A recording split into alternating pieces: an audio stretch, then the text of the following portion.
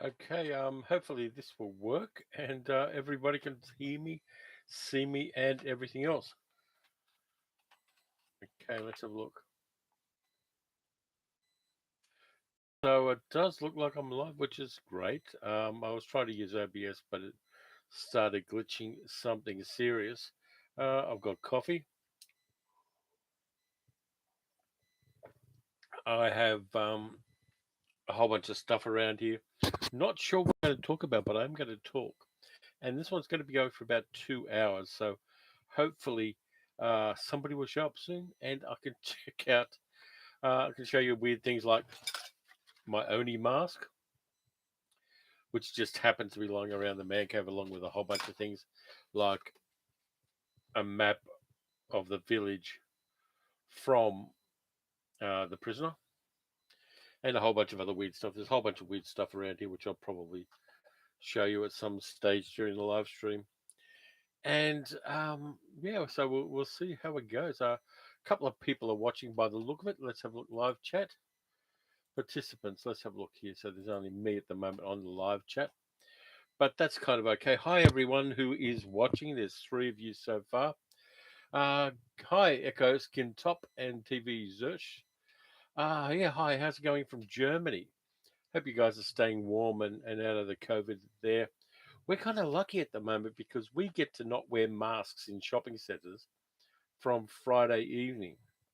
We've kind of um, done the big lockdowns, and it's really good that we're kind of coming out of the other side of it. But I appreciate that a lot of people aren't, and yeah, it's a rough time for everybody. We can't travel, we can't do all the things we like.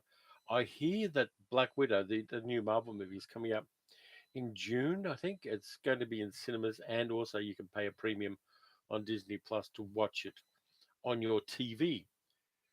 Yeah. Lockdowns suck.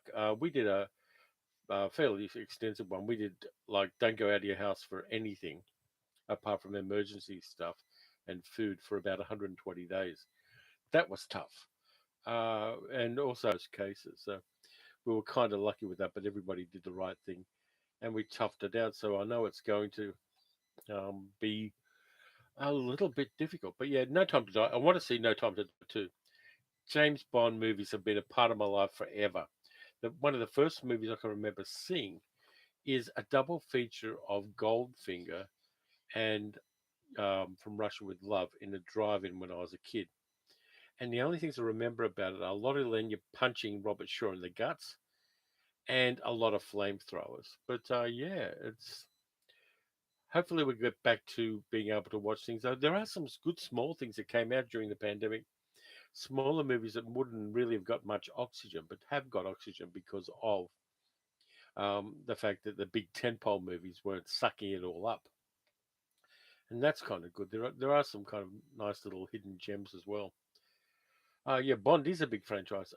There was a, if you have a look on YouTube after watching this video, of course, there's a thing where they did a comic relief thing with um, Daniel Craig as James Bond, a comedy thing with Catherine Tate, which is quite good. If you can find it on YouTube, it's hilarious. And watching an old granny played by Catherine Tate giving James Bond shit was a lot of fun. Let's see what else have I got here. I have a boomerang, which was made and painted by Indigenous artists because it's a big thing here at the moment that Indigenous artists are starting to get some recognition. And so having a boomerang painted by young Indigenous artists, I've been doing a few small purchases to support them. And I kind of like that. I think it's the way to go. And by the way, I should acknowledge the Kulin Nation on whose land I'm recording this live stream as well. It's something we do here to acknowledge the original owners of the country. Yeah, I'm not looking forward to the James Bond movie. Yeah, thank you. Yeah, I'm looking forward to the James Bond movie because I always do. I always get there probably first or second day at the cinemas, and I always feel like I want to shoot a bad guy when I come out. Yeah, they are of course male fantasies, and we've got to accept them as that. But they have taken action films to a new level each time one of them's come out. using old school technologies at first and the digital ones. Though, from what I can see, there's some very great practical stunts in No Time to Die that I'm really looking forward to experiencing on a pretty big screen. I will be going to see it in the cinema. But yeah, the comedy Bond Casino Royale, that's bad. And it's got Woody Allen in it, and Woody Allen's problematic. Though I don't think they quite knew what to do with the film. I had something like 8 or 9 writers on Casino Royale. And Casino Royale, the original version, the 1967 version, not the reboot, is, yeah, it's kind of weird. There's some great bits. There's a little cameo with Peter O'Toole in it, which I like a lot. There are also some interesting other character actors in there. Of course, you've got David Niven, Deborah Carr, John Huston. John Huston's fantastic. I had this weird idea. Chinatown, the movie Chinatown, where John Huston plays Noah Cross, the big bad in Chinatown, the nasty millionaire um, who raped his daughter, played, of course, by Faye Dunaway. Spoilers. I had this idea of getting someone to do a deep fake with Rupert Murdoch's face over Noah Cross's face in Chinatown, and having Rupert Murdoch playing the big bad in Chinatown. But eventually somebody would do it, but I just don't have the technology to do it myself. Yeah, Belmondo was in Casino Royale. Speaking of Belmondo, if you see The Burglars, a movie he did in the early 1970s, he does one of the very, very best stunts I've seen an actor do, where he is poured out of a dump truck at the top of a cliff and basically tumbles down a cliff with a whole bunch of rocks and boulders coming down with him. If you get a chance to see The Burglars, that's a great one. Yeah, hi, Mr. DJ D Genzi. Yeah, yeah, Billie Eilish's music. Yeah, I want to see that as well. I like the fact that they're embracing female singers again for James Bond themes, and Billie Eilish is going to be great in it. Of course, they did it with Adele, and that the big thing, of course, is you're waiting for the title sequence to see what the title sequence looks like, because those James Bond title sequences are next level every time they come out. The Casino Royale one, the 2006, I think it is, Casino Royale one, was really great as well. That's another one of my favorites. Along with the Skyfall one, they're probably the two best of the new James Bond era title sequences that I like. Yeah, the Adele one is great. Skyfall is really it sets the mood beautifully as well. That's one of the things that James Bond theme songs are good at doing, is setting the scene for the tone of the movie. Thunderball does that as well. Monty Norman's music for Doctor No does it. Goldfinger as well. They just kind of slide you into the world of James Bond in a really great way. Spy Who Loved Me, I like the music, but I'm not really a fan of Roger Moore as James Bond. I think he was fine as a saint, but he's kind of a bit wussy, really, for playing James Bond.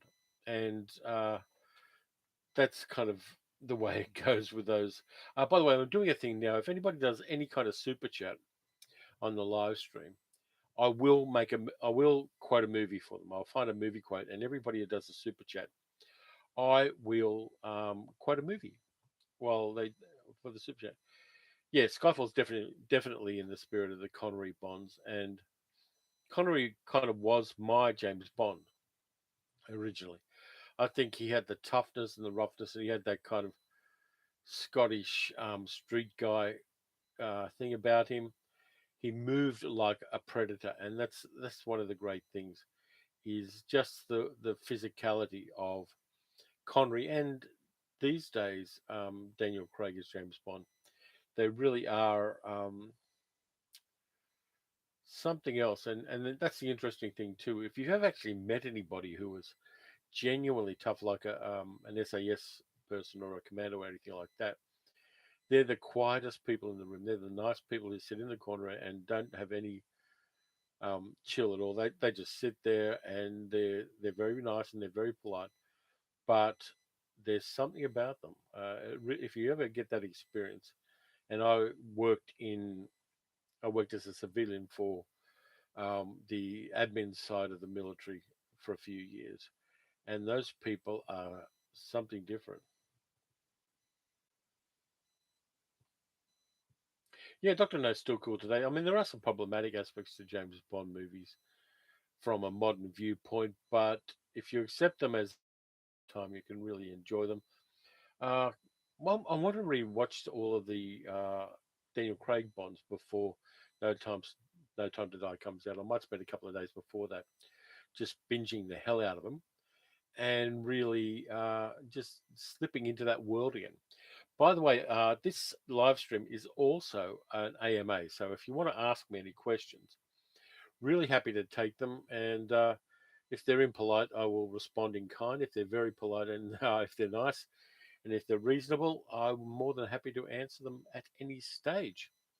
I've got 6 people watching at the moment. So hi to anybody who's not watching this on a screen where they can use the live chat. I appreciate you doing that. So, yeah, I'm going to try to do these live streams regularly. I don't know how often. The format for the channel is, yeah, the best thing in the Golden Eye is the tanks in the town. But the format for the channel is Wednesdays, I'm doing videos for myself.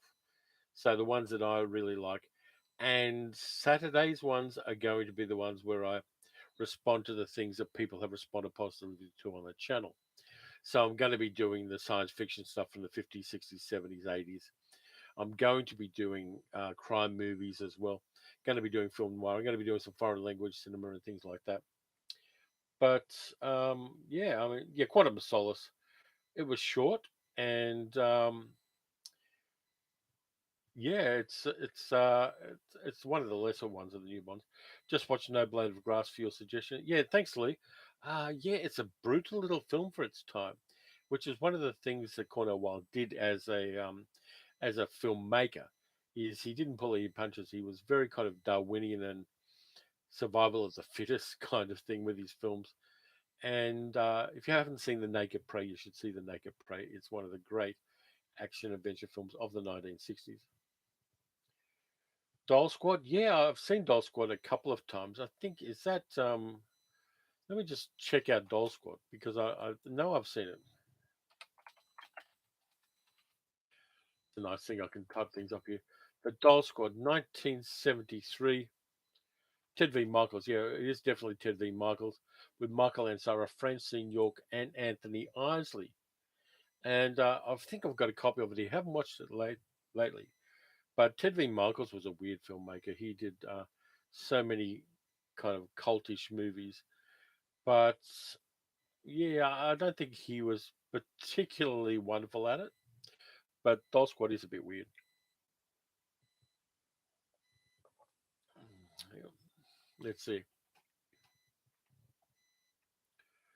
Yeah, somebody mentioned the Survivors series from the 1970s. And yeah, there are a whole bunch of. The, there's this thing where I think that in some ways, during those times when existential threats were big, like nuclear weapons or bacteriological stuff or pandemics, people were secretly longing for them so they could reset civilization. And a lot of things um, really lent into that. And Survivors did, No Blade of Grass did. There were a whole bunch of different works of TV and cinema where they lent into the idea of resetting civilization because it got too complex for them. Let's see. Northern Light says Roger Moore was my generation's James Bond, but in reality, it doesn't matter. Everyone has their Bond, but without Roger Moore, the Bond series would have ended. Not sure it would. It was a cash cow, and Eon Films would have found somebody else. They were talking Michael Gambon. I did a video on other people who could have played James Bond. You might want to go back and find that one because there were some interesting options around that time. People like Ian McShane were considered for James Bond at the same time as Roger Moore. Do I know Cat Weasel? I saw it a little bit when I was a kid on TV, but not a lot of it. I think I saw a few episodes and it was on very patchily here on ABC in Australia. But I got a recommendation for you. It's something I just picked up. I've got the first season of this particular show, which has not been seen since the 1970s. And I'm getting the second season on Blu-ray really soon.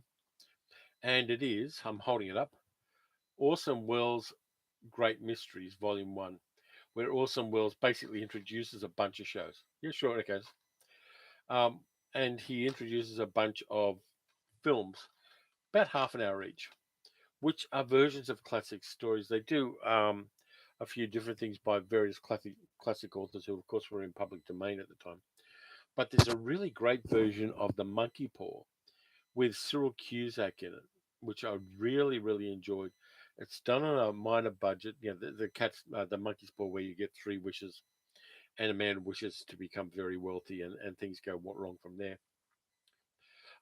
Dalton's good. Lee Dalton. By the way, yeah, Awesome World's Great Mysteries. If you can find that, high recommendation from me.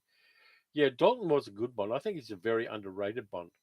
I think in some ways, Timothy Dalton was the closest Bond to the books. He had that toughness, but he also had a kind of romantic and a compassionate side that were balanced really well. Dalton was a classically trained actor. He was probably the first Bond to be a classically trained actor, and it shows that brought nuance to it. He brought the complexities of the era in which he lived, where things were changing, and I have a lot of respect for his two movies. So it's not particularly controversially. McCoy is your Doctor Who. I was never into Doctor Who. I watched some of the new stuff, but it's a little bit like a magic person in a box with a magic wand for me. And unless, of course, I didn't watch it when I was a kid because it was on very patchily, and I was watching things like Speed Racer and the Herculoids at the time. But a lot of people have a lot of time for Doctor Who, but for me, I could kind of see the strings pulling the plot lines a little too much. I mean, I've got respect for it for doing the inclusion it's doing now, and for flipping genders and doing all those kind of interesting things. But it's not one of my great loves. I respect it, and I acknowledge its long and interesting history, and the fact that it gave a lot of English character actors a lot of work since the 1960s and continues to do so. But any questions? I've got questions. I've got answers. By the way, that poster there, Panic on the Streets, that's the French poster for Panic on the Streets that I picked up. If you haven't seen the 1950 film Panic in the Streets with Richard Widmark and Jack Palance, you should check that one out. By the way, this is all the man cave, the whole mess of the man cave here. There's the other computer screen where I do audio stuff. License to Kill in the cinemas, except the first time the projection was misadjusted the horizontal on the screen. So there was a sliver at the bottom of the screen was like top. I hate it when they did that. Digital makes it so much easier now. But even in the past 10 years or so, there's a couple of things with cinemas glitching stuff that I really hate. The first one is because they're running back and forth to 12 cinemas at my local cinema. Um, but yeah, they had the movie out of focus when I was watching it, and everybody's pissed off, and I was the one who went up to the people at the front and said, "Listen, your movie's out of focus here, and people are going to start rioting soon." So that is one of them, and the other one is because they're trying to make the bulbs on the projectors last longer. They project some things a little darker than they should in some cinemas, and that kind of pisses me off too.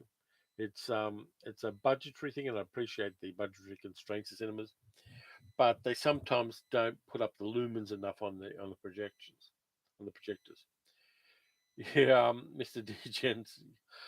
Yeah, Doctor Who fans. Once you get them going, I did something about uh, binge-worthy TV shows from the 70s, and I got 8 million people, well, almost 8 million people, really giving me a lot of shit because I didn't like Blake Seven, and they were getting really kind of pitchforks and torches about that. They were so intensely pissed off that I didn't like Blake Seven, and I still get it to this day. I mean, I did that video months and months ago, and I still get comments today going, "What about Blake Seven?" And I go, "Well, I didn't like it," and they kind of tune out after that. So there's a little bit of that going on. Let's see what else I've got here. I'll get my boomerang out of the way. There's all sorts of weird crap around the man cave, by the way. I may well show some of it as it comes to hand, but within arm's reach, there's a whole bunch of weird things like this, for instance. I'll just reach up here. This was given to me by a middle-aged geek girl, my wife. For some reason, she had a keyring of a skeleton sitting on a toilet.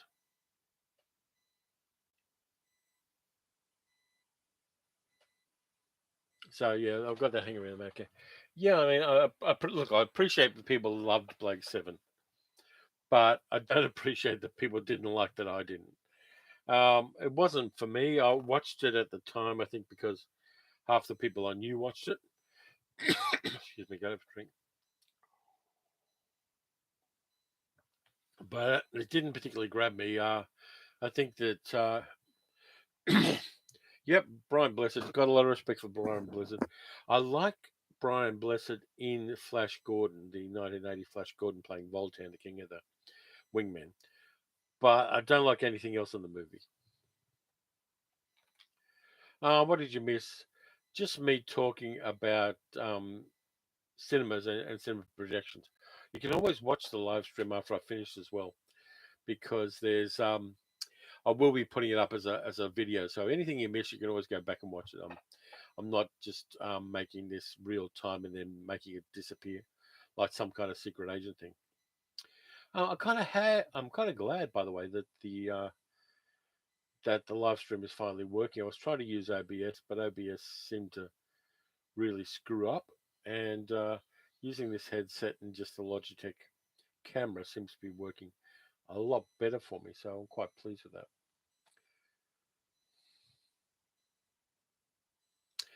Yeah, apparently, Brian Blessed was weird. He climbed Mount Everest as well. He was always totally out there. I remember seeing on Twitter one of the great things recently is Brian Blessed getting his COVID shot and encouraging other people to do so. That was always a nice thing.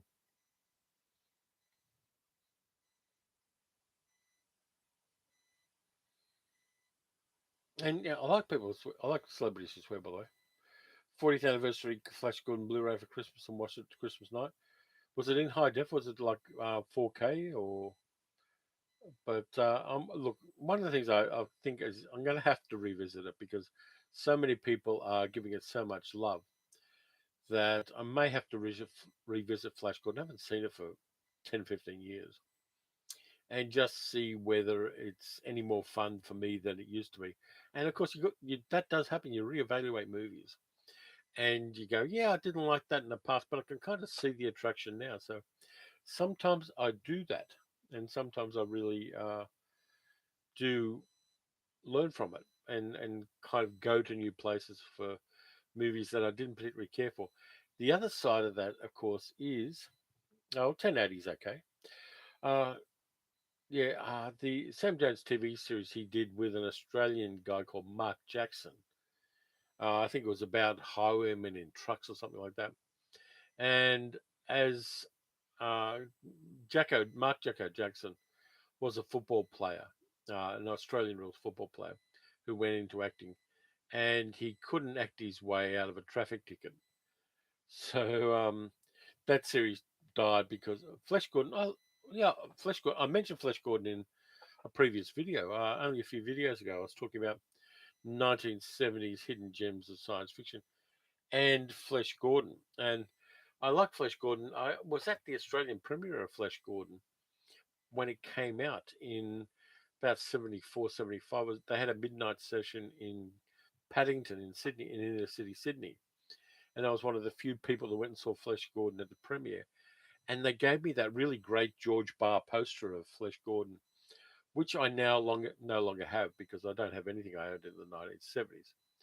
But I would love to save up my pennies and get that Flesh Gordon poster because that George Barr poster is one of the great movie posters of the 1970s. Um, of any kind, it really does evoke the era, and it's a beautiful piece of artwork. Ty Hard made a TV series. Yep, Riptide in the 1970s with a whole bunch of Australian supporting actors, filmed mostly on the Hawkesbury River in Sydney Harbour. And there were a few of those American guys came over and made Australian TV. Riptide's good, and it really gave a whole bunch of Australian actors and technicians and other people a break. And of course, you got Sydney Harbour, which is the most photogenic harbour in the world. And I grew up on Sydney Harbour. I grew up in Sydney, and we used to go over to Manly on the ferry a lot. Nice series, but Ty Harden turned out to be a white supremacist in later life, which is a little bit of a weird thing.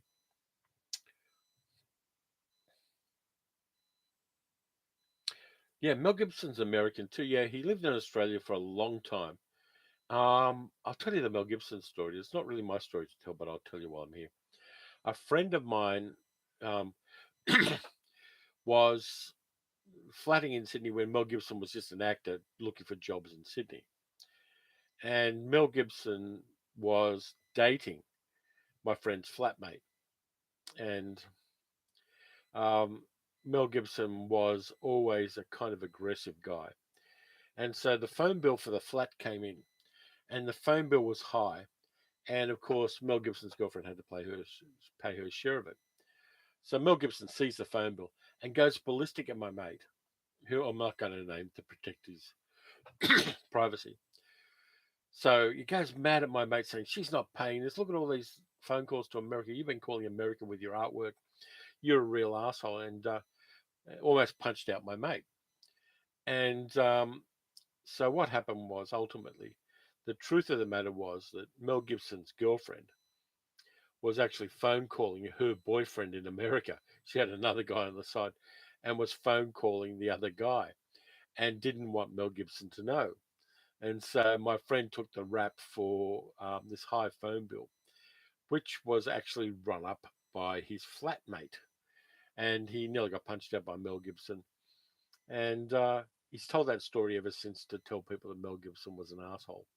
And probably to a certain extent still is. But that's the Mel Gibson story. He tells lots of great stories.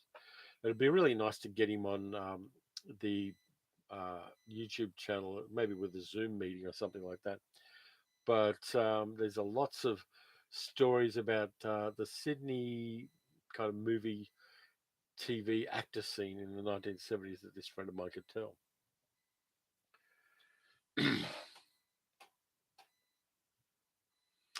Hey, I've got one thumbs up for the live stream, so it does seem to be working. Does anybody want to hear about the two 1960s Disney movies I really hate? What happened to Mr. Hogan? Who's Mr. Hogan? Oh, Paul Hogan. Yeah, son of a Richard. Hi, yeah. I hope you're having a great day too. I know Paul Hogan. Yeah, Paul Hogan did a really bad Netflix kind of sequely thing to Crocodile Dundee. Paul Hogan's not as popular in Australia as he is in other countries. There's a few reasons. I've never seen a Crocodile Dundee movie, by the way. Not really my kind of thing. But Paul Hogan is on the shit list in Australia here a bit because for a very long time he did some very dodgy deals to avoid tax and got done by the taxman and had to pay a lot of money back. So he was putting his money into Cayman Islands shelters and all that kind of thing, and sort of playing the professional Australian while doing a lot of dodgy things with his taxes. And so, yeah, he had his shtick. He had his day. He played the working class Australian guy. But the Crocodile Dundee movies have aged really badly, I've been told. And there are a lot of Indigenous Australians that are pissed off with them because the first one in particular has a white guy pretending to be a better Indigenous Australian than Indigenous Australians are. And that shit has passed. I am Curious Yellow. Yeah, I've seen it once in a cinema way back in the early 1970s. I want to revisit it, I think. There's so many I want to revisit in so little time.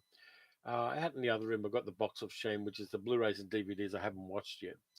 And it's a substantial crate of Blu-rays and DVDs, which want to get through. And I have it on the couch next to the TV, just so I know it's there. And I keep glancing at it and going, I've got to watch those movies. So the Box of Shame, I should put it onto a video at some stage. I've talked about a lot of the movies that are in the Box of Shame, but the Box of Shame is a real thing. Do I know Thunderbirds? Yeah, I know Thunderbirds. Yeah, I watch Thunderbirds. We used to get up early on the weekend mornings and watch Thunderbirds at about 6 a.m. It was on TV. This is before you could stream it or own a copy of it. So, yeah, Thunderbirds, definitely. Cinema Collector, hi. First time on your live stream. Love you. It's my first time on a live stream as well. I did a test live stream, but this is my first one. And I thought I'd give it a go and see how we run. And yeah, it does seem to be going okay. A little bit of interaction happening there. Sam Peckinpah fan. Oh, yeah. Bring me the head of Alfredo Garcia. I did a video about White Dog, a movie he made. That's not Peckinpah, that's Sam Fuller, sorry. It's early in the morning here and I haven't finished the coffee yet. Sam Peckinpah. Yeah, I like Sam Peckinpah. I like the Ballad of Cable Hogue as well. And probably my favorite, which is a bit of an underrated one, I think, is um, Killer Elite with James Caan and Robert Duvall. And it's got a good supporting cast too. There's some really cool people in it. Gig Young's in it as well, Robert Webber. Uh, it's a nice, tight thriller from the 70s and very underrated.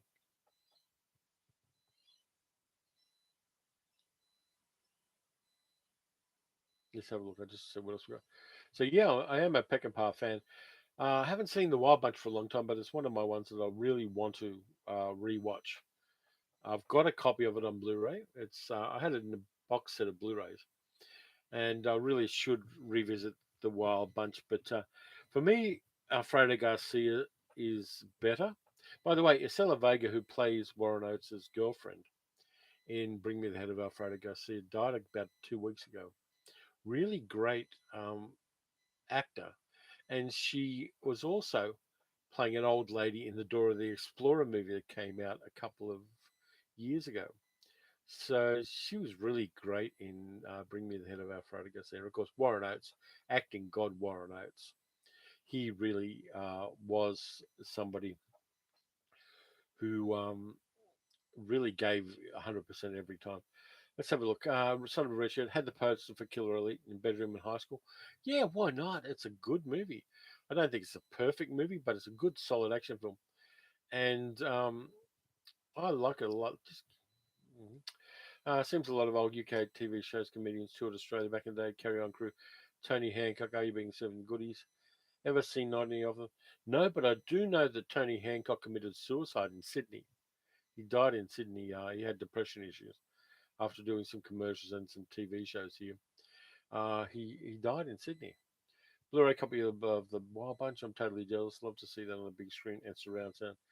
Yeah, absolutely. A friend of mine, Travis Johnson, who you can see at Celluloid and Whiskey, he's got a web page where he reviews movies. When he was living in Perth, there was a small kind of preview cinema in Perth called the Backlot. And Travis wanted to see Jaws on the big screen. He'd never seen it on the big screen. He'd seen DVD, Blu-ray. But so he basically did a showing of Jaws on the big screen. And it was great. He sold tickets. He made money on it. But the cool thing was they had cupcakes with shark fins on them. They were giving away to the audience. And also free beer. So it was really nice. Skippy the bush kangaroo. Yeah, that was big when I was a kid, Skippy. And again, it's one of those series that gave a lot of Australian actors their first gigs. Uh, I went to it was really weird. I went to a shopping center because Skippy was doing a live performance. And I got there a bit late and I kind of missed the live performance of this kangaroo. It's actually a wallaby, really. It's not a large kangaroo. And so I walked out of the shop and went around the corner. And there in the back of a truck was Skippy the bush kangaroo eating a whole bunch of gum leaves. So I got to see Skippy, but not in the official performance.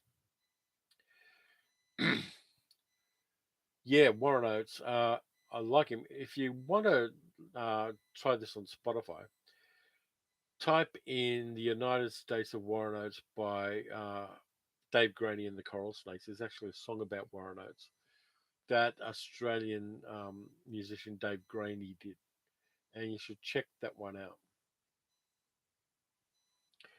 Time for another sip of coffee. See, Code Black Coffee Roasters, my third favorite coffee roasters. By the way, coffee culture is really big here in Australia. Um, Saw the re-release of Back to the Future in the cinema back in 2010. Really weird having previously only seen it on video recorded off the TV. Yeah, it's a bit like that. Echos Kintop, have I heard of UFO? Yeah, I mentioned it in a previous video. If you have a look at my bingeable 1970s television, UFO is definitely there. And yeah, I've actually met Ed Bishop once. Nice guy. Let's have a look. I'm looking through the comments, so bear with me for a sec.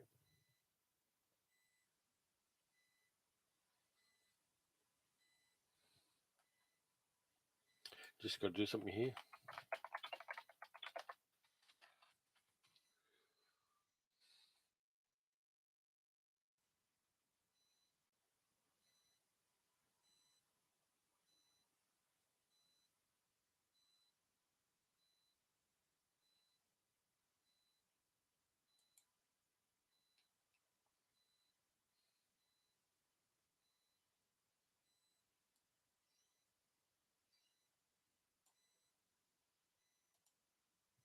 Yeah, sorry.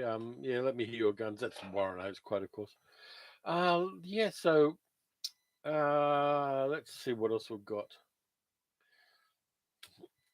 Doing our movies from Bob Spencer and Terry. So, yeah, I did. They were on in the movies when I was a kid. They turned up a lot, and haven't watched any of them lately. But there's My Name Is Nobody and all of those movies. We saw them at the cinemas, and we didn't know they were speedy westerns. We were too stupid to know things were dubbed. But they were very, very popular in working class areas around Sydney when I was a kid. Let's have a look. Which one? The Terence Hill ones are club classics in Germany. Okay, yeah. Here in Australia, not so much. Even though a lot of people saw them, they're not really accessible um, on DVD and Blu-ray to a great extent. I think they are around, but not enormously much. It's interesting what becomes a cult film in various countries. There are Australian movies that have as well, but in German cinema, Watch Out We're Mad is my funniest movie, funnier than Top Secret, more funny than Airplane. That's a big call. I'm going to have to revisit a Terence Hill Bud Spencer double feature at some stage. I did have a movie poster of them that I picked up at a job lot. I think I've still got one copy of one of the movie posters. Let's see. Yeah, Terence Hill, Bud Spencer movies, lots of bashing people around and things like that. I had a weird. What happened was, I started work when I was 15, and my escape at nights was to go to the movies, and my escape on the days off I had was to go to the movies. So I would go and spend a whole day at the movies on the weekend, and just go from cinema to cinema in Sydney CBD, which you could do in those days because they weren't too far apart. They were all clustered together, but they were all single screen cinemas, big old school cinemas from the 1940s. And so I would watch a whole bunch of very unseemly movies. I saw The Wicker Man for the first time in one of those cinemas. So I had a really eclectic upbringing with movies. And when I was an even smaller kid, while my father was in the pub, we'd go and see double features at noon at the local cinema. And so you get to see really weird shit like some old crimi movies and Matt Helm films and all that kind of stuff. Do I know any silent movies? Yeah. Let me see. What's the most? Frau im Mond. I saw Frau im Mond, which is the Fritz Lang Woman on the Moon movie recently, and it holds up really well. They tried to get the science right in the science fiction movie about people going to the moon, but the movie was actually about German hyperinflation. And yeah, the Frau im Mond's pretty good. 60 science fiction. Day the Earth Caught Fire. Yeah, absolutely. Friend of mine is the niece of Leo McKern, who was in The Day the Earth Caught Fire. And yeah, it's great. And it shows that if you can find a really great setting for a science fiction movie, the budget doesn't have to be high as long as you've got really great actors. Eddie Judd was in that, of course, Janet Munro. It's really good. I want to find a Blu ray of that. I've got a DVD of it, but I'm going to have to hunt down a Blu ray of that one because it is, in a sense, one of the first environmental disaster movies we had. and it does punch above its weight. I like the fact it's in black and white as well. I think it's in black and white. I'm pretty sure it is. But I'm going to have to find out now whether it was in black and white. Just give me a sec.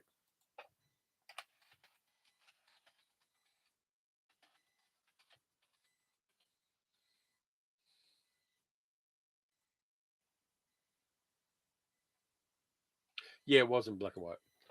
But I've always looked at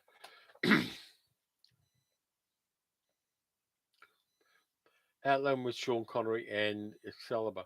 I kind of like Excalibur, but Outland basically is high noon in space.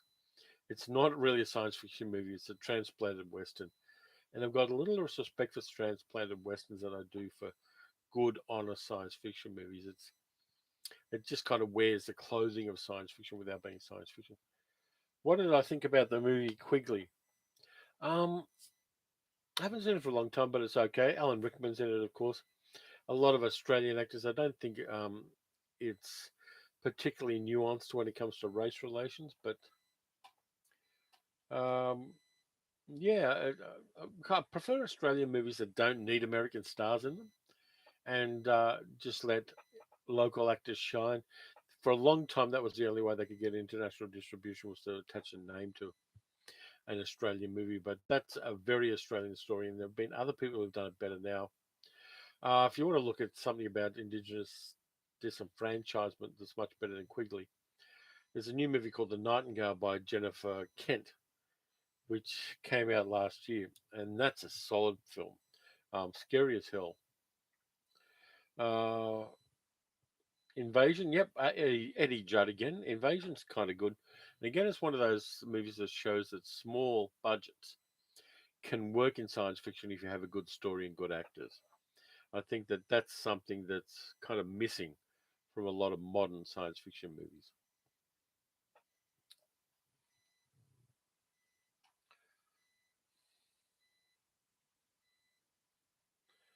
Let's see. Yeah, I kind of miss double features as well. I wouldn't mind it if one even one of the big complexes. I know the economics don't work, but if one of the big complexes did double features of classic films, I would be there in a shot.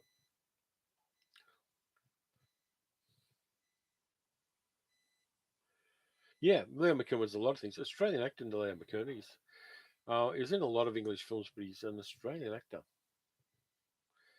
Primer. Primer is a mind fuck. You've really got to watch Primer 3 or 4 times to totally get it.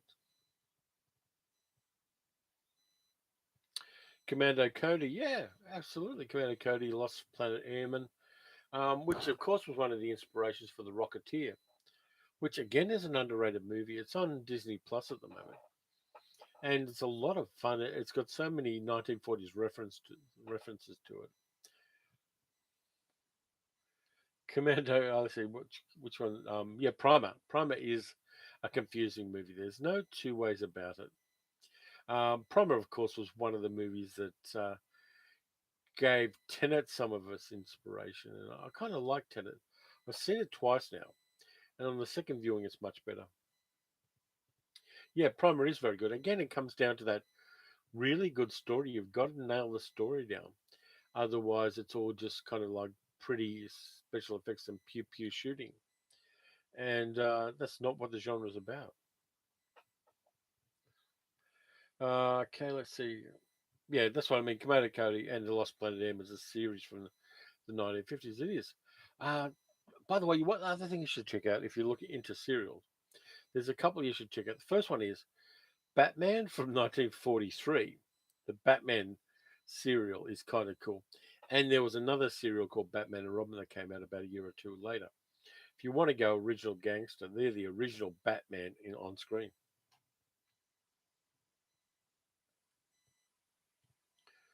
Yeah, I mean, I think Tenet. I don't like the sound mix, and a lot of people having problems with the sound mix in Tenet. But for me, it works from a story point of view.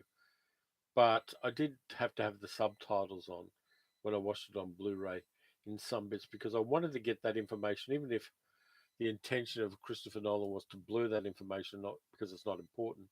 I still wanted to hear what people were saying. Escape from Galaxy 3. Let me look that one up.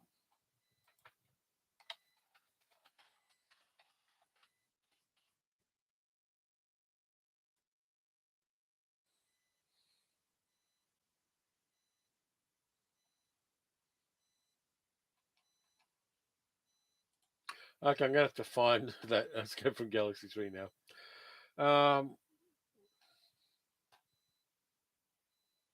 So I'm just going back through these things. It's starting to scroll faster. James Caan, yeah. Freebie and the Bean, yeah. Freebie and the Bean, though, has got some problematic aspects to it now, but good action film. Yeah, yeah. Flash Gordon and Buck Rogers with uh, Larry Buster Crab, yeah. Those were on TV at various times when I was a kid. Of course, that's the inspiration for Flash Gordon. I got it. Tom Rowland, yeah. I got to tell you my 2001 story, mate. This is this is crazy. I saw it on 70 millimeter at the Astor, which is our big revival cinema here in Melbourne. And so I'm watching it. I'm up in the balcony seats, which is always a cool place to watch a 70 millimeter film, just being slightly above it. And they had that bit where one of the astronauts goes out to rescue the other one who's being killed by Hal, and pulling him back in to the Discovery. And I reached for the remote control to fast forward in a cinema. That's how slow it was for me. I think that 2001 is pretty much find a mysterious artifact, go to the moon, go to Jupiter, come back as a giant space baby. That's the story for that incredibly long film.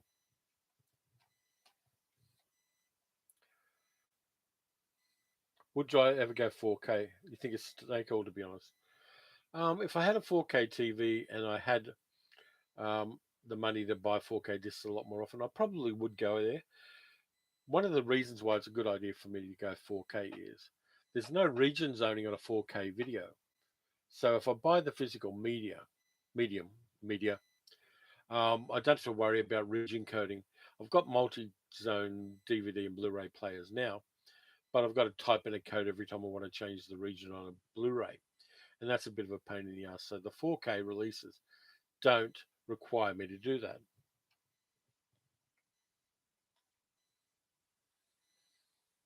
Oh, yeah, old Italian space operas are a lot of fun. Uh, there are there's a trilogy of them. I forget the names from the mid '60s, which are totally friggin' crazy, and you should try to find them if you can. Action Mutante. I saw Action Mutante a long time ago, but I haven't seen it lately. Four-sided Triangle. I haven't read the short story yet, but um, I could. Yeah, it does go deeper than the movie, but then that's the nature of short stories. The rule of thumb with cinema is short stories make good movies for the length time. And if you're going to adapt a novel, you're better off going with a streaming series or something like that, just so you get more of it in. King of the Rocket Men, yeah, the Commando Cody, King of the Rocket Men, there a few different names there. Yep. Yeah, 2001. I like 2010, by the way. 2010 I like more than 2001. Buck Rogers serial, they have a transporter like Star Trek, the old series. I'm going to talk to you about transporters. Transporters, a friend of mine, Sean Williams, who's a science fiction writer, did a bunch of novels about teleportation technology where they disassemble you and reassemble you with someone else, somewhere else. And Sean came up with this idea that what they are is murdering twin makers. They murder you here and make a twin over there. And that's pretty much the way those technologies work. They kill you here and reproduce you there. And to be honest with you, I'm not never going into a transporter because I don't want to die. I will die. Somebody who looks and acts and thinks exactly like me will live. And that's pretty much a kind of fucked up kind of technology, really. 2010, yeah, 2010 works because it had a more human aspect to it than 2001. It had Roy Scheider, it had Helen Mirren, it had people who mattered as people, and that's why I like it. I think that um, yeah, it is underrated, and it has more wow about it than 2001.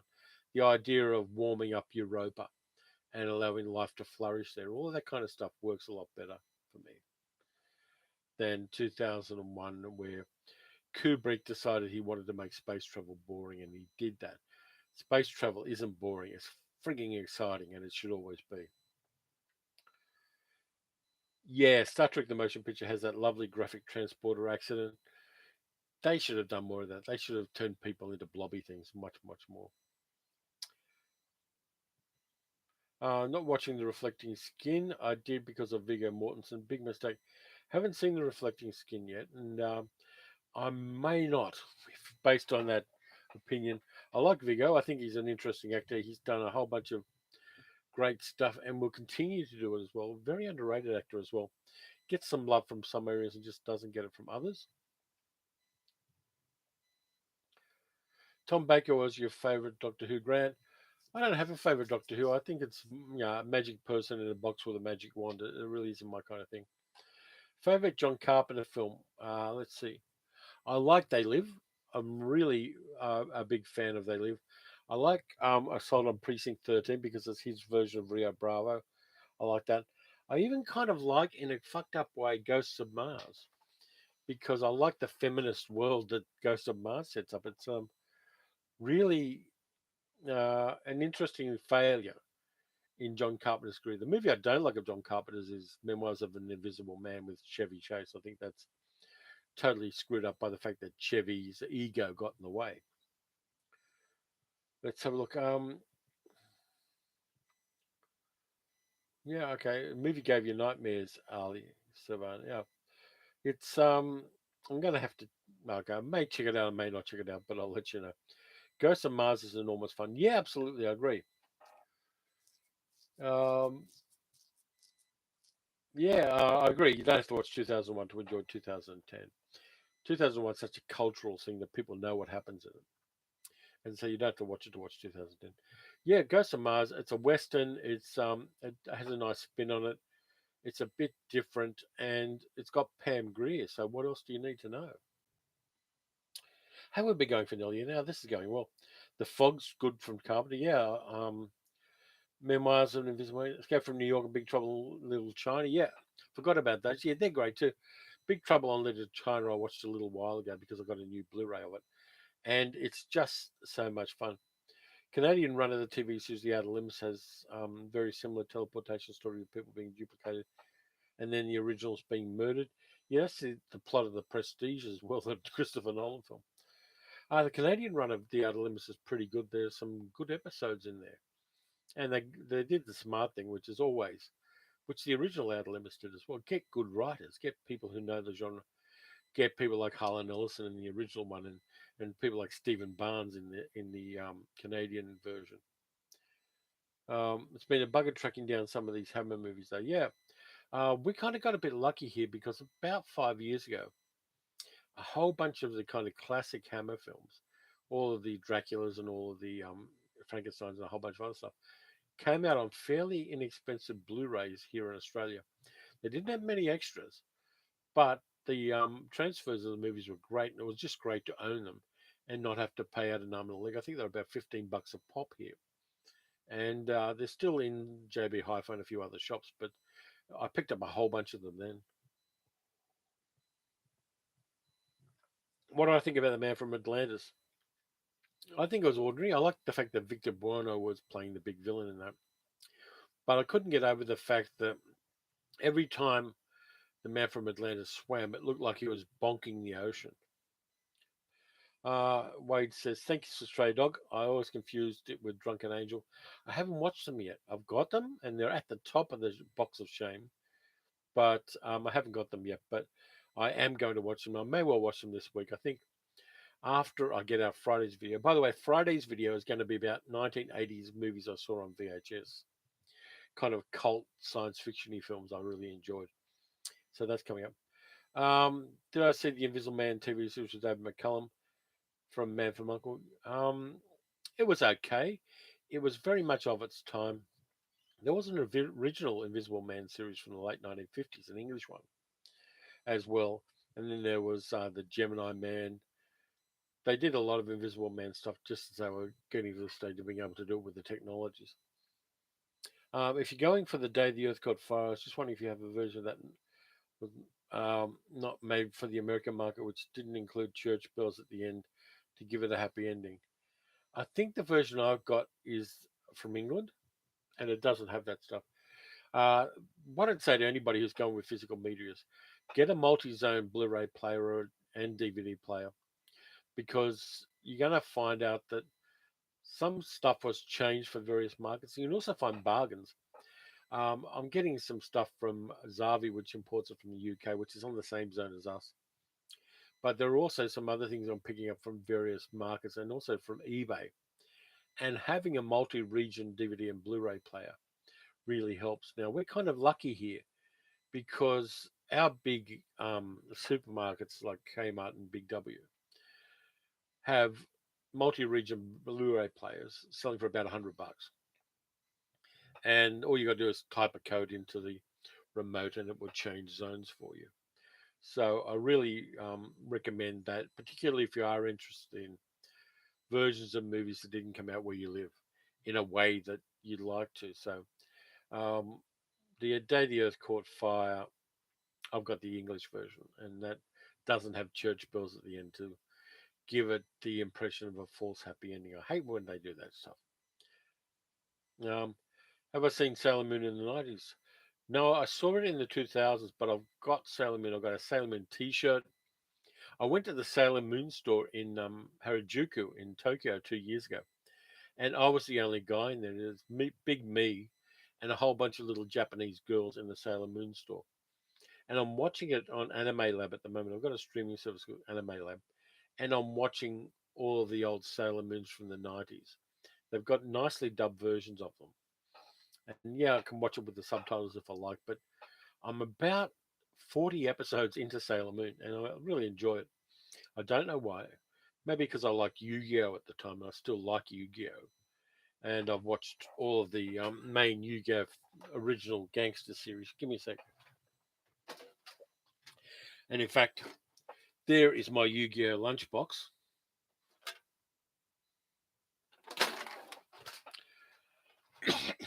So yeah, I was into anime right at the start. I was into Speed Racer and Eighth Man and Prince Planet and Astro Boy, The Amazing Three, all of those ones. I did a video about Tetsuka's anime, um, which you might want to take a look at because there's some great old stuff there. And I picked up some little bits and pieces related to some of that when I was in Japan 2 years ago. She-Ra from the 80s. I wasn't a big fan of She-Ra or He-Man or anything like that. What I do like, however, is Thunder with Ukla the Mock. That one is kind of cool. Do I play a Yu-Gi-Oh card game? I play it on computer. I've got some Yu-Gi-Oh cards that I've just picked up because pretty much everything is here in the man cave. Battle of the Planets in the 80s. I watched some of that as well. It was on in the afternoons. I was working at the time, so I didn't get all of it. But yeah, Battle of the Planets was kind of okay. Didn't mind that at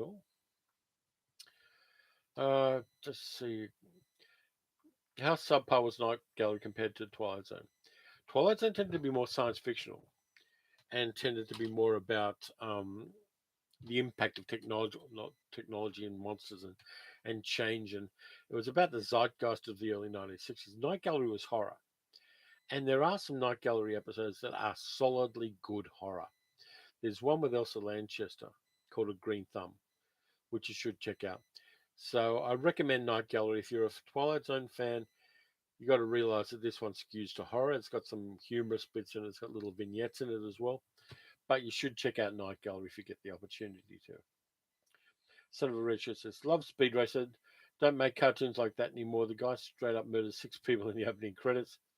Have you ever seen Ninja Scroll, Samurai Champloo, or Cowboy Bebop? Watched a little bit of those, but there's just so much anime around at the moment that it's hard to keep up. Even in those days, it was a little harder to find them. I do like Urusei Yatsura, which is a vulgar pleasure of mine, with Lom the Space Alien. That one was kind of cool. And I picked up a few Urusei Yatsura bits and pieces while we were in Japan. What do I think about the Speed Racer movie? It looks great. It's fantastic. It's visual storytelling. The Wachowskis did a fantastic job of it, and I think it was about 5 years ahead of the market in some ways. And it works for me. It's just beautiful visual storytelling using computer generated special effects in a way that nobody had. So I think it's really underrated. I don't have a copy of it at the moment, but I am going to track down a Blu-ray because I want to watch it again. And I'm interested in everything the Wachowskis do. I don't think that the Matrix sequels were particularly successful, but I like things like Sense8. They had some work on the series that was on Netflix and a bunch of other things. Yeah, the Speed Racer movie I enjoy, and I saw it on a streaming service, but I definitely want to pick up a physical copy of it on Blu-ray. First Flintstones movie. A Man Called Flintstone from 1966, the animated one. Yeah, I like that one a lot. Um, it's got a good soundtrack to it. It's got some nice songs. Flintstones were interesting because they had guest stars. They had people like Hoagie Carmichael singing a song in the original Flintstones series. A Man Called Flintstone, which was the Flintstones version of James Bond, was really great. Saw that in the cinema when I was a kid. Movie with Rick Moranis, not so much. Um, I was spoiled by the cartoons.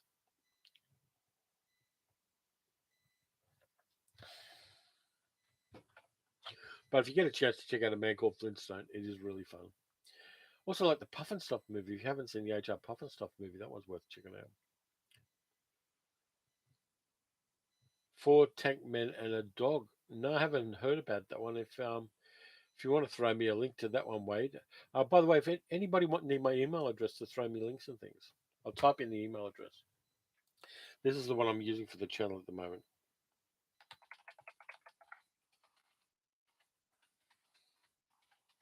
So if anybody wants to throw me links to things, that's the email address to throw them to me.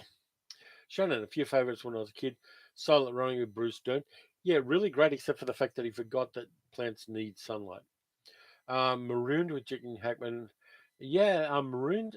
If you have a look at Marooned now, and I watched Marooned a couple of years ago, the matte lines around the special effects were really woeful, but it was a good, honest one.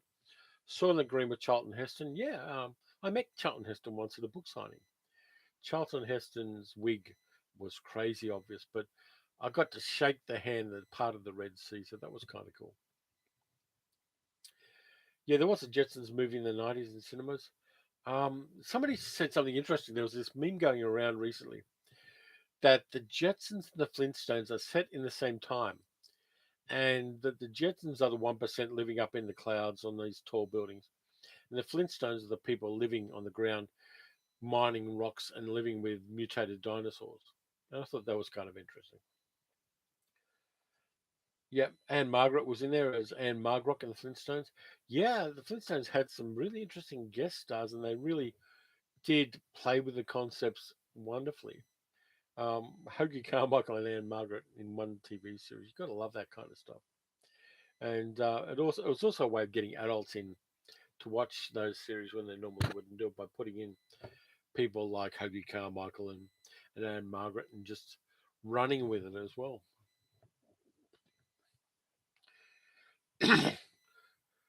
Well, I'm not used to talking this long. I've got to do this more often. Let's see. Oh, yeah, we've got tons of time. So I've got another 50 minutes before I'm going to close down the live stream. So thanks to everybody being here, too. This is a lot of fun. Let's see. What else did I watch in my childhood? Planet of the Apes from 1968 was great. Yeah, it kind of worked. And that ending of Planet of the Apes in 1968 hit like a bomb. People couldn't share it on the internet. They couldn't share the ending of Planet of the Apes on the internet.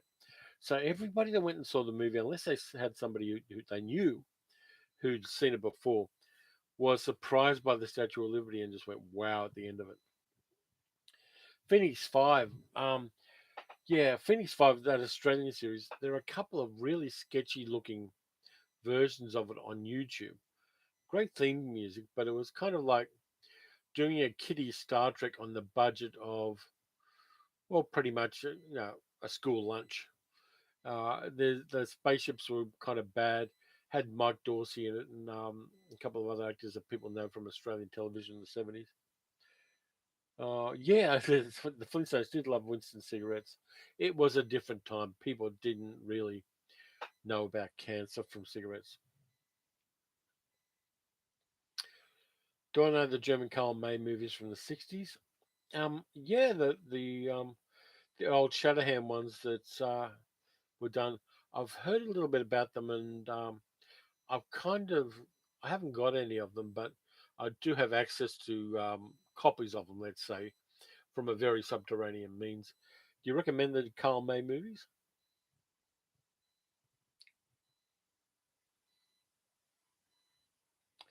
Oh, I'm just reading through the live chat. I think I'm holding up pretty well on this. Let's see. Yeah, Rod Serling wrote the script for Planet of the Apes. Yeah, Pierre Boulle wrote the original novel, which was more satirical, and Lex Barker as old Shatterhand. Yeah, Lex Barker's problematic too. Lex Barker was a pedophile, just between you and me, but he's dead now, so we can watch the movies. But he did some spy movies in Europe as well for a long time. But yeah, old Shatterhand. There's that whole world, isn't there, of Karl May and that kind of German interpretation of the American West. It's interesting that kind of cross cultural pollination where they see things from different viewpoints. Pierre Bryce's Winnetou as well. There's a by the way, there's an Australian Western um, which I've forgotten the name of for the moment, but there was a Western filmed in the 1960s in Australia up near Armidale in northern New South Wales, which was a Japanese Western. So the hero and the protagonist were Japanese, and everybody else was Australian, but it was actually a Western. And it was a weird film, and it got a lot of publicity here in Australia because these people were filming a Western in Australia, but it was made with Japanese cast. Let's see, Stuart Granger as old Shorehand. Stuart Granger was also in that really weird crimi movie, The Trigon Factor. And I kind of like crimi movies. I've got a few of those. A good friend of mine, Armin, gave me a bunch of crimi movies and the old Edgar Wallace adaptations from the early 1960s. And I've also got some of the Jerry Cotton movies that George Nader did, which were kind of weird FBI type films. Torture Chamber of Dr. Sadism. Yep, I remember that one. Have I seen Tom Willett's YouTube channel? Prolific extra and bit part actor. Lots of interesting Hollywood stories. I'll have to check that out. Was Dennis Wheatley writer, director, and actor for Hammer Films? No, he was an author. He wrote books. He also wrote board games, and half of the adaptations of his work in movies were made by Hammer. Yeah, Granger was in the Wild Geese. He was. Tell you what, if you want to see a good sword fighting scene in a movie, 1956, I think it is, or 1954, Stuart Granger did Scaramouche, which has got one of the great dueling scenes in cinema between him and Mel Ferrer. You should check that out.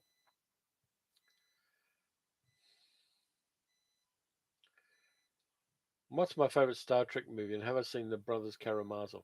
Yeah, I saw the Brothers Karamazov with Shatner playing the pious brother a long time ago. Favorite Star Trek movie? Probably Wrath of Khan, because I think that Ricardo Montalban lifts it to an extra level. And it's the one where Shatner is at his least Shatner in some ways.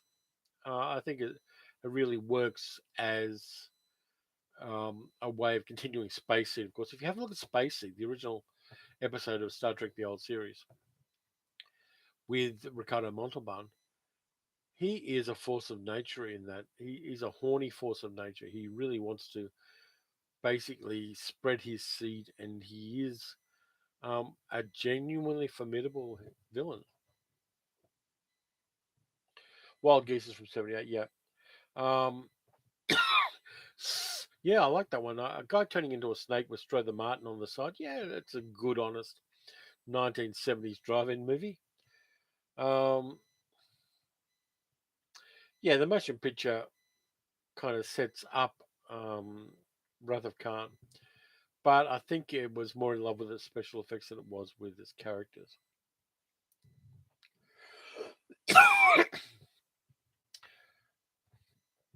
I saw some episodes of Wait Till Your Father Gets Home back in the, I think it's late 60s and stuff like that. There's not much of it around at the moment, but I do remember being off on and off hand. Wrath of Khan became its own icon. Yeah, what Wrath of Khan works. I watched that recently. I think I did it for the radio. I do a gig with ABC local radio in the Northern Territory here in Australia, and we did Wrath of Khan a year or two ago. Yeah, motion picture would not work without the music of Jerry Goldsmith. Yeah, it filled in that bit where you're just cruising down these enormous curvy bits with the Starship Enterprise. I'll tell you a movie where the soundtrack is used really badly, a science fiction film. If you look at the Disney version, Black Hole, which I've got a lot of problems with for a lot of reasons, they've got a really good score by John Barry, and they use the theme from the score incessantly. It just goes on and on and on. Yeah, let's see. Did I watch Farscape? I watched some episodes of Farscape, but when it was on TV here, it was very patchy. It wasn't on regularly. I've watched a few since then, but I'm not really ready to binge 6 seasons or so of a TV series. There's so much new stuff coming up, and I'm also trying to get through the box of shame with the movies. I think it works. I think that the puppetry by the Henson Workshop works. The Australian actors got a gig with it, so I'm always happy with that. Do not know Lex the Dark Knight? Yeah, Lex was kind of weird. Well, German Canadian co-production was it with that giant spaceship that looked like a dragonfly?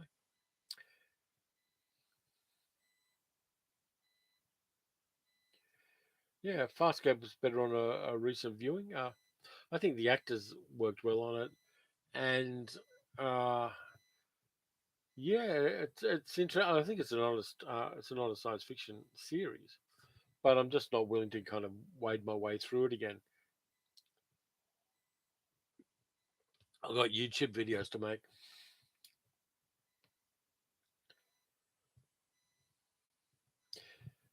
Got a couple of other movies that I got delivered the other day. If anybody wants to see what they are, I'll save and show.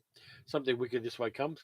Yeah, absolutely. One of the better Disney movies, by the way, of later era. Jonathan Price is great in it, and it's a good, honest Ray Bradbury adaptation as well. I've got a film that I originally hated, but now I love it. Let's see. Suspiria. I've talked about it. I did a video about watching the original Suspiria, the Dario Argento version. I saw it for the first time in cinemas back in the day, while I was in the middle of a nervous breakdown and I couldn't finish watching it. But I finally, about 2 years ago, I finally got to be able to watch it without being triggered. And I like it. I think it's a really solid film. I love the video on Crimi films to recommend any that didn't quite make the cut. I like all the Dr. Mabusa ones, the later Dr. Mabusa ones that Fritz Lang made. I think they've got a wonderful 60s creepiness about them. Magnificent Seven. I did a video about Magnificent Seven and the three different versions of it. Seven Samurai, Magnificent Seven, and Battle Beyond the Stars. So if you go back, you're going to find that one. I'll just quickly show you these two things I've got in the mail recently. I'm going to do a proper haul video, but I thought I'd show them while we've got the live stream going. I finally got a Blu-ray of The Stuff, the wonderful Larry Cohen movie, which if you haven't seen, you should. It's a nice version too. This is from Arrow Films. Got that. And I've got one that's been recommended to me that I haven't watched yet. It's a recent film, which is supposed to be a lot of fun. Psycho Gorman. It's about a killer from outer space, a big alien killer from outer space, who ends up being enslaved by a couple of kids. Yeah, yeah. The Bruce movies do have Lex Barker as the hero. I really like that era of kind of German cult cinema. It really works for me.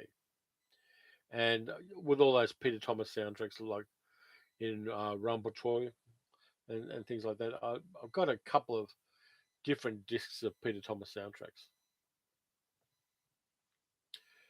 Your Jimbo and Fistful of Dollars. I like your Jimbo. Fistful of Dollars. Haven't watched it for a long time, but I probably should. Sanjuro and Jimbo, I love. Rashomon, I love. I just think that the original Source Samurai movies are just so much better.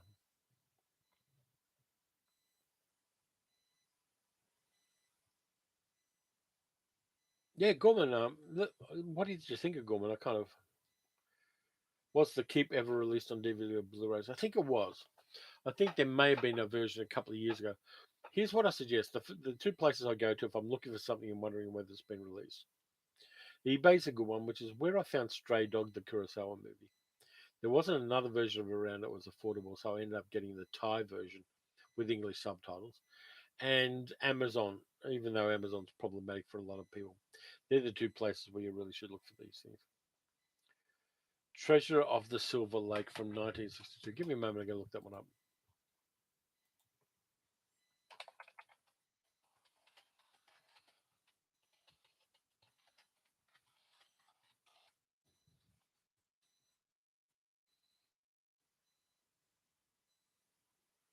Oh, Carl May one, great. Is that a good starting point for the old Shatterhand ones? But I'll keep up that tab that I've just opened with that one because I want to find a copy of it and watch it. Sorry, I keep bumping the microphone here. Should be better at this, but my head's itchy for some reason. Anybody got any other recommendations around things? Because I'm always happy to accept new recommendations. I might not get around to them all, but I'll get around to some of them.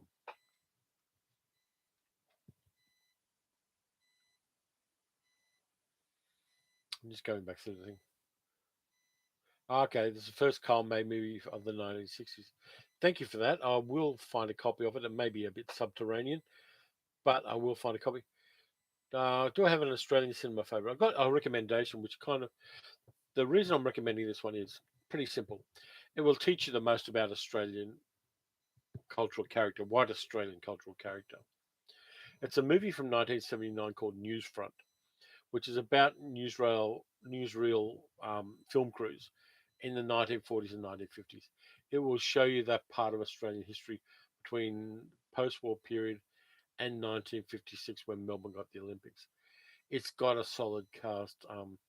Bill Hunter is fantastic, and it's got Brian Brown. It's got a whole bunch of people, and it's a really solid film about an honest man in a dishonest world. So you should check out Newsfront. Hills Have Eyes. Saw the original, the one with Michael Berryman in it. Did Tarzan movies get released? Never saw them on. Which particular Tarzan movies are we talking about? Because Johnny Weissmuller ones, are we talking about Denny Miller? Are we talking about Gordon Scott? The Cars at Eight Paris. Yeah, I like the Cars at Eight Paris. It's more a satire than a science fiction, but one of the things was when they were promoting the Cars at Eight Paris here in Australia, the Volkswagen covered in spikes was at my local shopping centre when I was fairly young. So we got to go and look at the Volkswagen covered in spikes. Tampopo, I've got a copy of, Son of a Red Shirt. It's in the box of shame at the moment. It's about a couple of truck drivers who have had a widowed noodle shop owner. Um, yeah, movies about food are probably something I should do a video about. But I want to watch Tampopo. It's been recommended to me by my good friend Grant Watson. If you go to fictionmachine.com, you'll see Grant's reviews. He's very, very good. There are some good movies about food. If you haven't seen Big Night with Stanley Tucci and Tony Shalhoub in it, you should see Big Night as well. Because I watch that movie and I'm hungry for Italian food every time. It's also got great characterizations and some really fine actors in it. But Big Night's probably my favorite food movie at the moment. Time to go over to the water because I finished the coffee.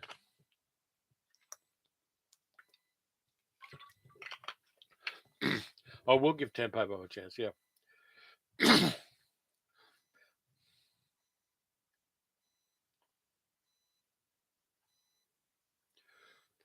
Boris Music says Wake and Fright was a fantastic movie. Yeah, totally agree. I've got the Blu-ray, and I've been to Broken Hill where they filmed Wake and Fright, and there are aspects to Broken Hill, the town, which are like that. Lots of mining at Broken Hill, and the lead content in the soil and the air has had some effects on the people. It's the biggest thing in town is an enormous tailing heap of debris from the mines there. It's also got a really good milk bar. I've been to Broken Hill a couple of times. And if you go through Broken Hill to a town called Silverton, where some of Wake and Fry was filmed as well, they filmed the second and third Mad Max movies out that way, and movies like Razorback. So it's a real good film buff location to get to.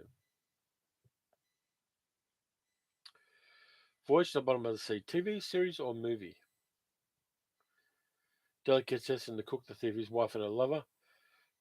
Yeah, cannibalism leaves a bad taste in my mouth, to be honest. But yeah, they are good movies. Delicatessen and the cook, the thief, the wife, and and her lover. Beautifully shot, the latter one, with Gambon and Helen Mirren. It really works as a horrible film that looks lovely. Um, Voice at the Bottom of the Sea, I'll talk about that. Water pigeon looking out the porthole at the end of the movie. Yeah, I like the movie, but the movie's got the dumbest concept. You can't really set the sky on fire. But the TV series, I've dipped into some episodes of the first series, and it works kind of well. It's got some nice, kind of almost Mission Impossible beats about it. Condo Man. Condo Man, with all respect to everybody on the live stream, is a piece of shit. It was one of those dumb Disney movies that assumed that the audience all had the IQ of a 7-year-old. And it's got Michael Crawford doing a really crap accent. Never liked it, and I probably never will. The Odd Angry Shot. Yeah, absolutely. The Odd Angry Shot, Australian movie about Australian soldiers in Vietnam. Had Graham Kennedy and I think John Hargreaves and a few other people in it. That's a nice little film. It's honest about the experience of soldiers during war and after war. It really does. It's got a lot of gravitas and it's a good drama too. Okay, you like Condor Man if you like. We'll agree to disagree, but for me, I found it a bit kind of puerile. But there are a lot of other superhero movies I like. Return of Captain Invincible, which was filmed here in Australia, which is great because it's got Alan Arkin in it, and it's got Christopher Lee singing. If you haven't seen The Return of Captain Invincible, you should check that one out. Zulu, yeah, Zulu is solid. Um, Zulu would have been more interesting. I think there was a TV series called Shaka Zulu, which gave the other side of the thing because Zulu is very much on the side of the colonizers. But that was really the breakthrough movie for Michael Caine and Stanley Baker's in it. Is it Stanley Baker? I don't think he is. But yeah, I mean, just the crowd scenes and the fight scenes is good. Some people like Zulu Dawn as well, but I haven't seen that one recently, so I can't talk to it. I know my father-in-law really likes Zulu, and I had to track him down a DVD copy of it just to shut him up.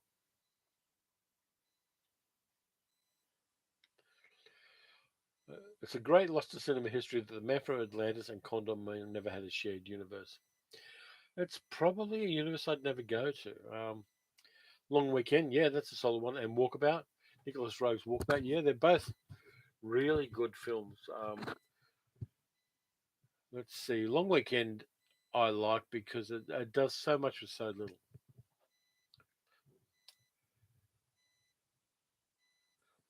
Voice at the Bottom of the Sea I like for a few things. The movie Super Shecky. First off, it's got Peter Lorre and it's got Barbara Eden in it, and I think some of the special effects are really good. But it's Sky Catching Fire was, yeah, they thought the new first nuclear test might have caused a reaction with the atmosphere, but it didn't. And I'm kind of glad it didn't because I wouldn't be here, you wouldn't be here, and we wouldn't have the internet. But knowing that we know it didn't happen, there are other ways they could have had an existential threat, but they chose that one. Do I like The Last Starfighter? Yes, I do like The Last Starfighter. In fact, my next video, the VHS one I'm doing, has a movie by the same guy who made The Last Starfighter in it. And I'm not going to do any spoilers on that because I'm going to put it out on the weekend. But yeah, The Last Starfighter works. I saw it at a preview in the cinemas, and I got to see it at the biggest and grandest cinema in Sydney, the State, which is now used for theatrical productions. Big old school cinema with Greek statues lining the auditorium. It really is a magnificent piece of architecture. And I saw The Last Starfighter there. I like it. I like Robert Preston in it. I like the idea. It kind of works. It's a perfect early '90s kind of teenage science fiction film.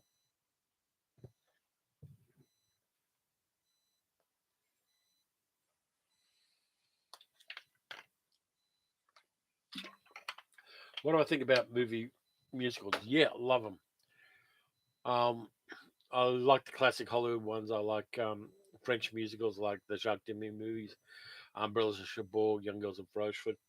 Like the MGM ones. Yeah, big music fan. Have I seen Hell Drivers? Yeah, I've got Hell Drivers.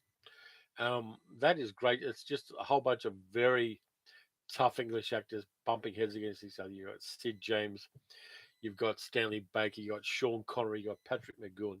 If you haven't seen Hell Drivers, you should see it. Yeah, I'm not mentioning The Last Starfighter in that video, by the way, but I will in the future do something about Last Starfighter because I like it.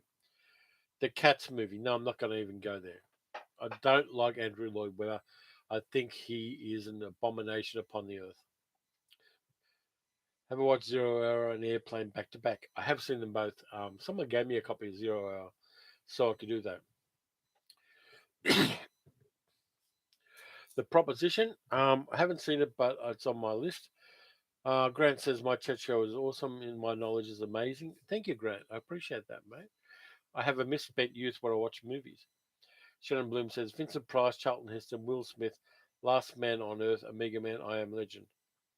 I'll actually rate them in order of preference. Last Man on Earth's the best version. Omega Man's the second best version. I Am Legend is the least good version.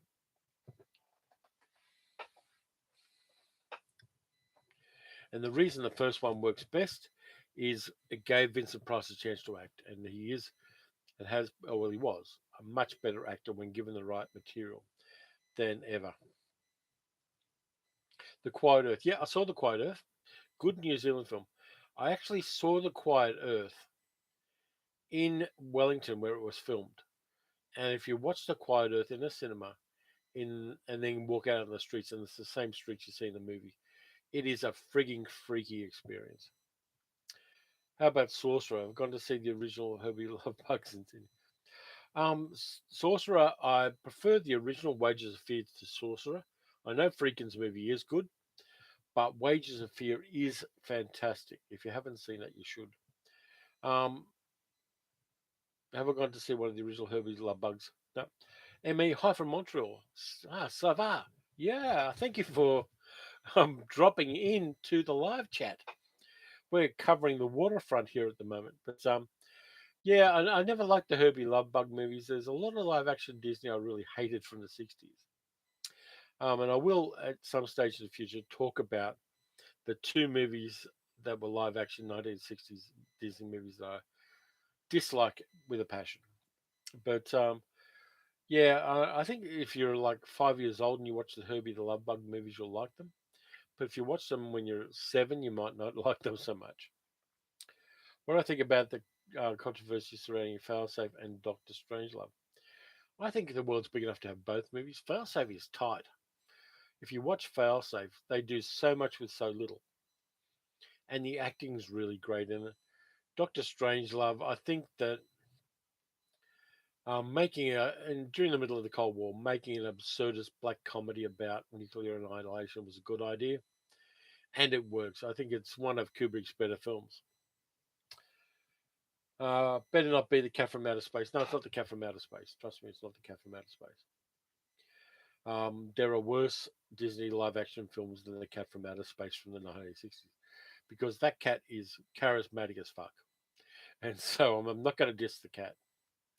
Though cats, I'll diss that one. What about the Musketeer movie from 1993 from Disney with Charlie Sheen? Um, Young Guns with Swords. Not particularly a big fan of those ones, but there are some good Musketeer movies. The one way back with Gene Kelly and Lana Turner is pretty good. And I like the one from the early 1970s, which has Michael York and Faye Dunaway. I think that one works well. But the 1993 version seems to be a bit diluted for me. I do like that Charlie Sheen movie. Is it The Arrival, where he is going up against aliens who are invading the Earth and trying to change the atmosphere? That one works.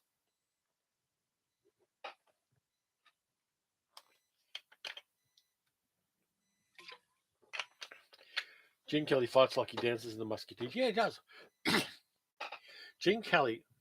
It's interesting contrasting Gene Kelly and Fred Astaire if we're talking about dancers, because Fred Astaire was smooth and silky, but Gene Kelly was muscular and masculine in his dancing. And just watching the two of them, there are only a couple of movies where they both do it. Just comparing and contrasting, they're both superb at what they do, but they bring a whole different physicality and a whole different masculinity to each one. I don't know. I like the recent Arrival movie. I think it's a very different movie, and I think it's one that if you read the original story, you're going to be more informed about. Ted Chiang, I think, wrote the story it's based on, and I think there's room for both of them. Yep, Gene Kelly danced with Jerry the Mouse. My last haul video, I found a copy of Angus Away for $1 in a junk store up along the border country in the north of Victoria. And I was really pleased to get that because I didn't have a copy of Angus Away where Gene Kelly dances with Jerry from Tom and Jerry. I had an appreciation for it. What about the old Northern American stuff like Lord of the Rings, Bakshi's Lord of the Rings, and heavy metal? Rock and roll, I don't like too much. I like the Bakshi Lord of the Rings. I think that was a really bold attempt. And there's also stuff like Fritz the Cat, which is kind of cool. I saw Fritz the Cat, very transgressive now, about a horny cat living in Greenwich Village. But there is a lot of stuff that, yeah, poor Roy Kinnear died while they were making the Musketeer movies, I think. But his son Rory Kinnear's got a great career as a character actor as well. And he's also in the new James Bond movie. So, yeah, Roy Kinnear was a great actor. He could do serious and he could do comedy very well. He was a well-rounded actor. I'm not just saying that because he was portly, but I think that he had the chops to do all different kinds of acting, and he did that very well. If you find some of his smaller roles, he did some serious acting as well. Let's see. I'm just going back because I want to make sure I hit as many of the live chat comments as I possibly can. But let's see. Got Lord of the Rings and Fritz the Cat on DVD. Yeah, great. Fritz the Cat, I like, even though I realise it is of its time. Oliver Reed from the Musketeers was in Condor Man too. Yes, he was. Oliver Reed, such a shame he had the problems with alcohol because he really was a force of nature kind of actor. He did things. If you see him in a movie called Triple Echo, I'm not going to tell you anything about that, but check out Triple Echo if you have a chance. He was incredibly good in that. And of course, he did wrestle naked with Alan Bates in Women in Love and showed his Todger. So all props to him for making nudity in 1950s, 1970s films, even handed. So yeah, I mean, I like Oliver Reed as an actor, but I think that his demons got the best of him, as indeed they did with many, many other fine actors. And of course, he was very good in The Damned. He was very good in so many things. The Devils, the Ken Russell movie. Just Hannibal Brooks, where he played a guy herding elephants. That's another great one of Oliver Reed's. So he just did so many fine bits of work. Of course, he's in Gladiator as well, where he died. But what about Diana Rigg as Emma Peel? Yep, absolutely. Diana Rigg is great.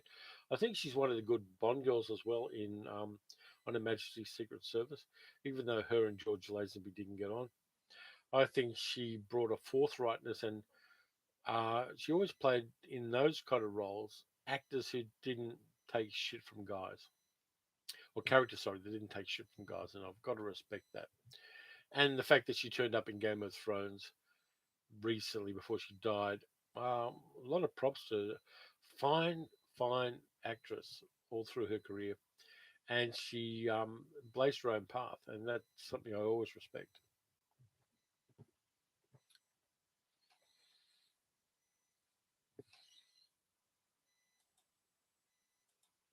Just checking my weather radar because it's going to be raining and I want to do something later. She was a Dame Commander. Yep, she was. I'm not big on people getting knighthoods and things like that because I'm kind of a socialist and I don't agree with getting gongs from royalty, if you know what I mean. It never impresses me, and you'll hear me talk about actors. I will never talk about Sir Lord Olivier. I'll talk about Laurence Olivier because I really disagree with honorifics given by um, unelected people. Yeah, Connery was Sir, but on the other hand, he was a good, honest Scotsman who wanted Scotland to secede from England. So good for him.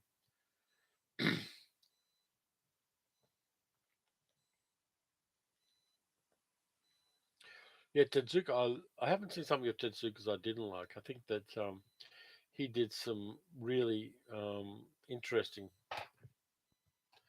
films. Let me just check something here.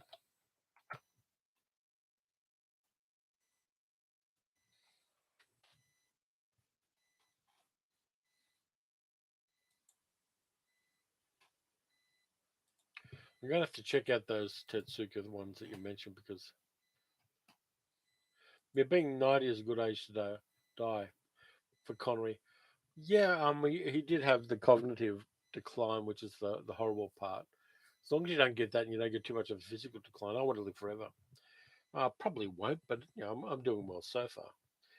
But yeah, I like Connery stuff. I think he said some stupid things in interviews at times, but I do like the fact that he did things like he raised money to help kids get educations in Scotland and stuff like that. So there's a lot of respect for him.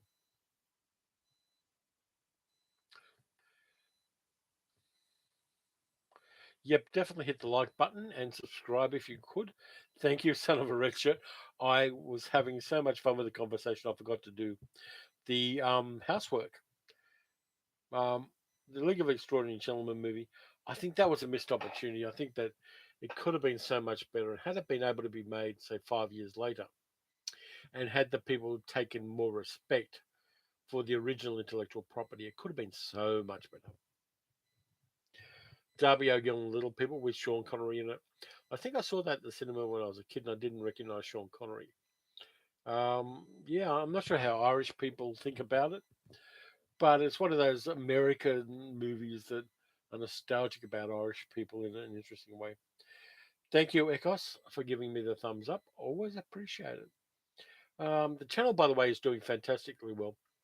Part of this live stream is celebrating 500,000 views on the channel, and that is just totally silly and crazy. And also the subscriber base is moving up as well, and that is really appreciated. Just the love that this channel gets, and the appreciation of what I'm trying to do with it, never less than awes me. Connery was in the longest days. Let's have a look here. Uh, both versions of Rock and Roll, Lord of the Rings. I've got the Lord of the Rings on DVD, the Bakshi one, by the way. Two discs for £2 out of Sainsbury's. Yeah, there's amazing stuff. There's a market. I did a video about this. There's Ballarat Market, which is about 80 kilometres that way on weekends, has whole bunches of physical media that people are getting rid of for a buck each. And yeah, you got to wade through a lot of shit Adam Sandler movies, but you will find some gems. That's how I got my Catch 22 and a bunch of other movies. I got The Silent Partner with Elliot Gould and Christopher Plummer from there. It's just yeah, well, everyone was in the longest day. Have I seen the Snyder Cut? Yeah, I was going to mention Snyder Cut. If you haven't seen the Snyder Cut and you're interested in the DC movies, see it. I think it's a better story than the Justice League, as they're calling it, the Justice League, Joss Whedon version. I think it holds together better. I think it narratively it works, and I enjoyed it. I watched it all at one sitting with a toilet break in the middle. I think. And if you are interested in this at all, give it a go. I think it's worth it. One thing that pisses me off about Zack Snyder, and this is a personal peeve, he never films anything on a sunny day, does he? It's always bloody cloudy and grey. And I think that narrative tweak is something that he probably should rethink. Jeff Connors just discovered your vids the other day. Really enjoyed wallowing in nostalgia. Greetings from Nova Scotia. Oh, hi, Jeff. Hopefully things are thawing out for you up there, mate. I appreciate the love of the channel. But yeah, I'm going to keep doing this because it's a lot of fun. And now I'm kind of semi-retired. I've got a lot more time to do it. Thomas Jane Punisher was good. Way behind in Marvel and DC movies, so don't ask me. Well, you've got them to watch now, and that's the thing. I don't mind if people haven't watched movies because they get to have the excitement of watching them for the first time. And yeah, Thomas Jane, I think I liked. I liked him in the first few seasons of The Expanse as well. If you haven't seen The Expanse, the science fiction series, it is the best science fiction TV series ever from a scientific viewpoint. What about Plan 9 from Outer Space? Saw it. I'll tell you the story about seeing Plan 9 from Outer Space in a movie cinema. It's the 1980s. They were showing it at a midnight showing with Plan 9 from Outer Space and Robot Monster back to back at midnight on a Saturday night. And I lived local to the cinema. And so we go in, we sit down, and yeah, it's a good crowd, and it's a rainy night. And we sit down, and some people sit down in the front row. Guy in the front row vomits about 8 gallons of whatever he'd been drinking in the front row, dead center of the cinema, just before the movie starts. And so there's this smelly puke, and the people who work there come in and mop everything up. But the whole cinema stinks of puke. And so for the whole movie, we watched Plan 9 from Outer Space and Robot Monster with an enormous half circle of seats nobody would sit in because it smelled so badly. And in a weird way, the puke smell was as bad as the movies were. I liked them both, but I'll always remember watching them at the Valhalla in Glebe in Sydney. It was just an experience. Yeah, season 4 was a bit slower than Expanse, but the latest season nailed it, absolutely. Since they've gone over to Amazon, looking forward to the 6th season as well. Haven't seen Dirty Laundry, the unofficial Punisher sequel. By the way, I do like the John Bernthal Punisher, the one that was on Netflix. I think that really nails the character too, and I want to see him come back into the Marvel universe because his Punisher is hard as hell, and the fight choreography in that series is next level.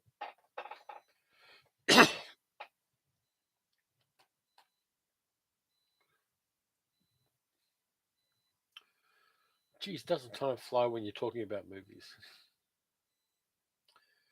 Going back through the things, see if I've missed anything. What about the Spawn movie from Seth MacFarlane?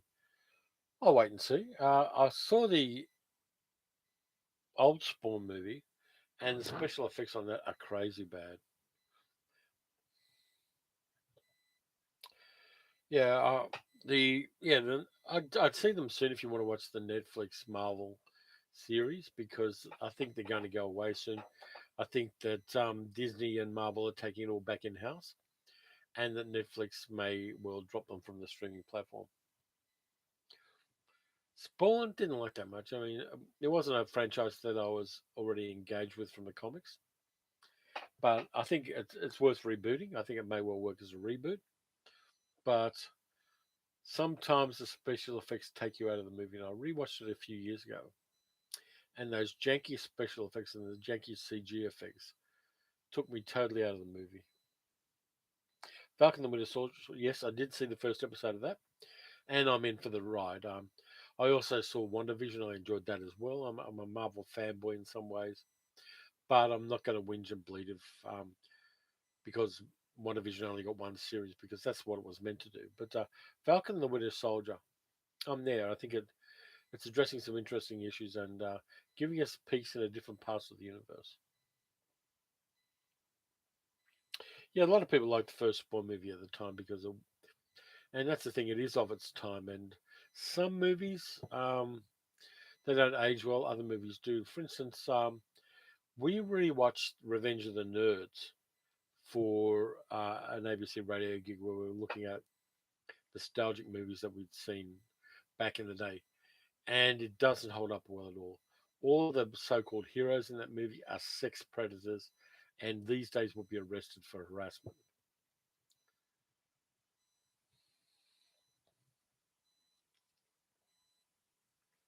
Haven't seen the Spawn animated series.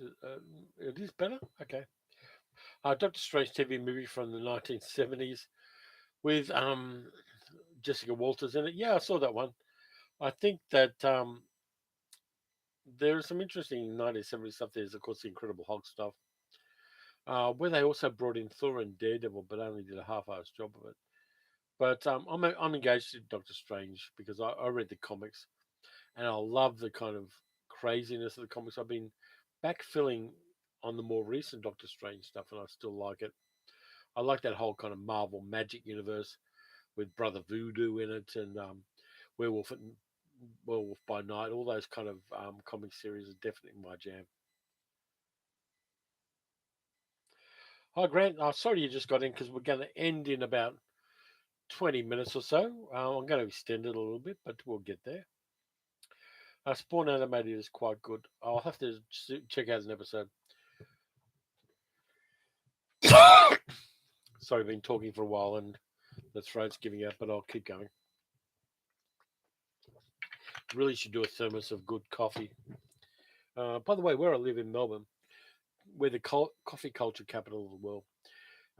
There are just so many good roasters here, and everybody is into coffee culture.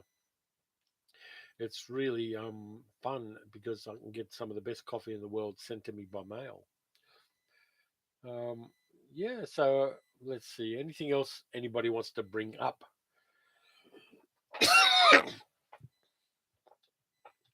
Don't worry, it's not COVID. I'm just getting a sore throat. French movie, La Moustache. I'm going to go back through the live chat and I'll write all these down. Best thing about Justice League is more Kirby. Yeah, by the way, the Eternals is going to have a lot of Jack Kirby look about it when it comes out. Eternals, the Marvel movie. So I'm looking forward to seeing that. Oh yeah, cough button. Sorry about that.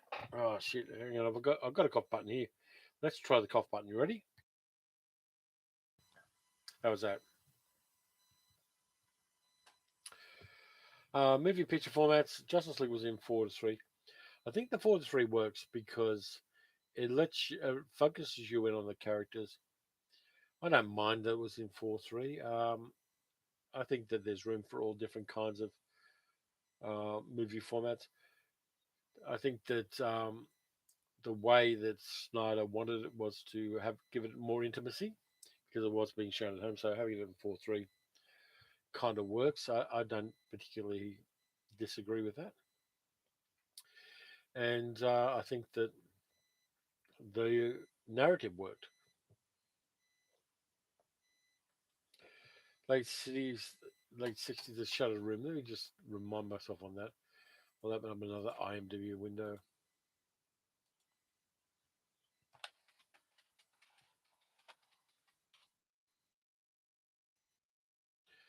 1967. Oliver Reed, Gig Young, Carol Lindley. Haven't seen it, but I'm going to keep that tab open and I'll find a copy of it and I'll let you know.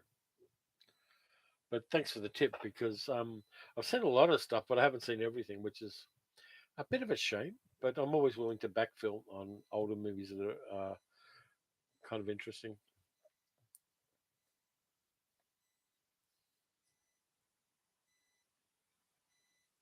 Yeah, I mean, the thing is that what I want for movies, I want to see them in the aspect ratio that the creators wanted them to be seen in. I used to work for Foxtel, which was the cable TV station or cable TV platform we got in Australia. And every time they showed movies that were in widescreen, you get calls from people complaining about the black bars at the top and bottom of the TV screen. And you'd have to explain to these people that that's the way the movie should be seen.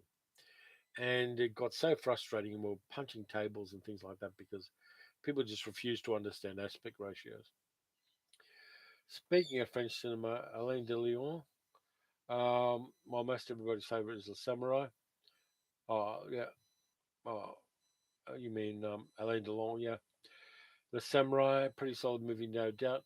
I like The Samurai. It kind of works.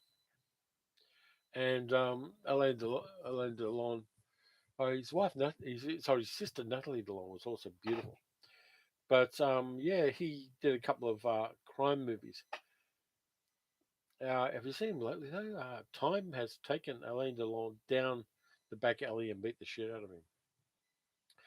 Have I seen Playtime by Jacques Tati? I have seen Tati. I've got the box set of Tati, and I love him. I really should do a video about his work. What do I think about widescreen cinema? I think it's a good idea.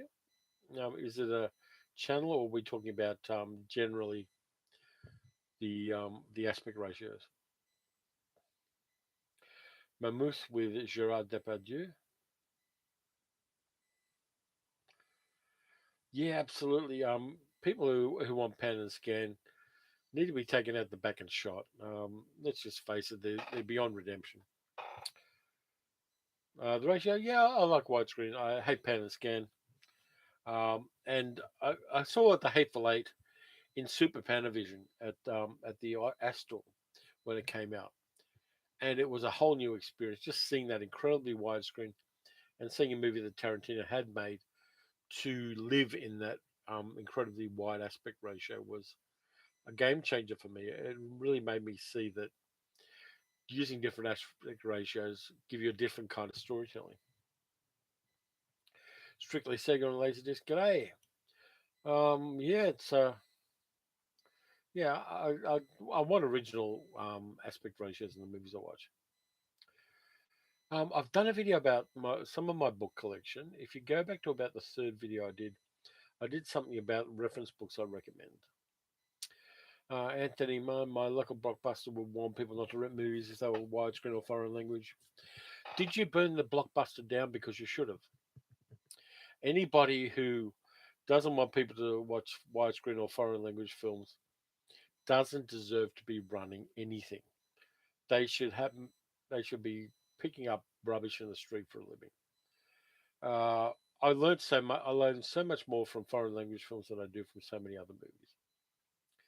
Which Space 1999 series do I prefer? First one. Second one was totally. It jumped the shark. They brought Fred Freeberger on, and he totally ruined it. Strictly Sega. When I first started buying Laserdisc, I bought PNS.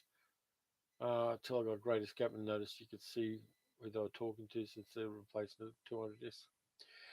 Yeah, absolutely. Uh, I hate pan and scan, but that's what I grew up with when I was watching TV. But in cinemas, I was lucky enough to see tons and tons of movies when I was a kid in cinemas, and I loved the breadth of a good widescreen movie.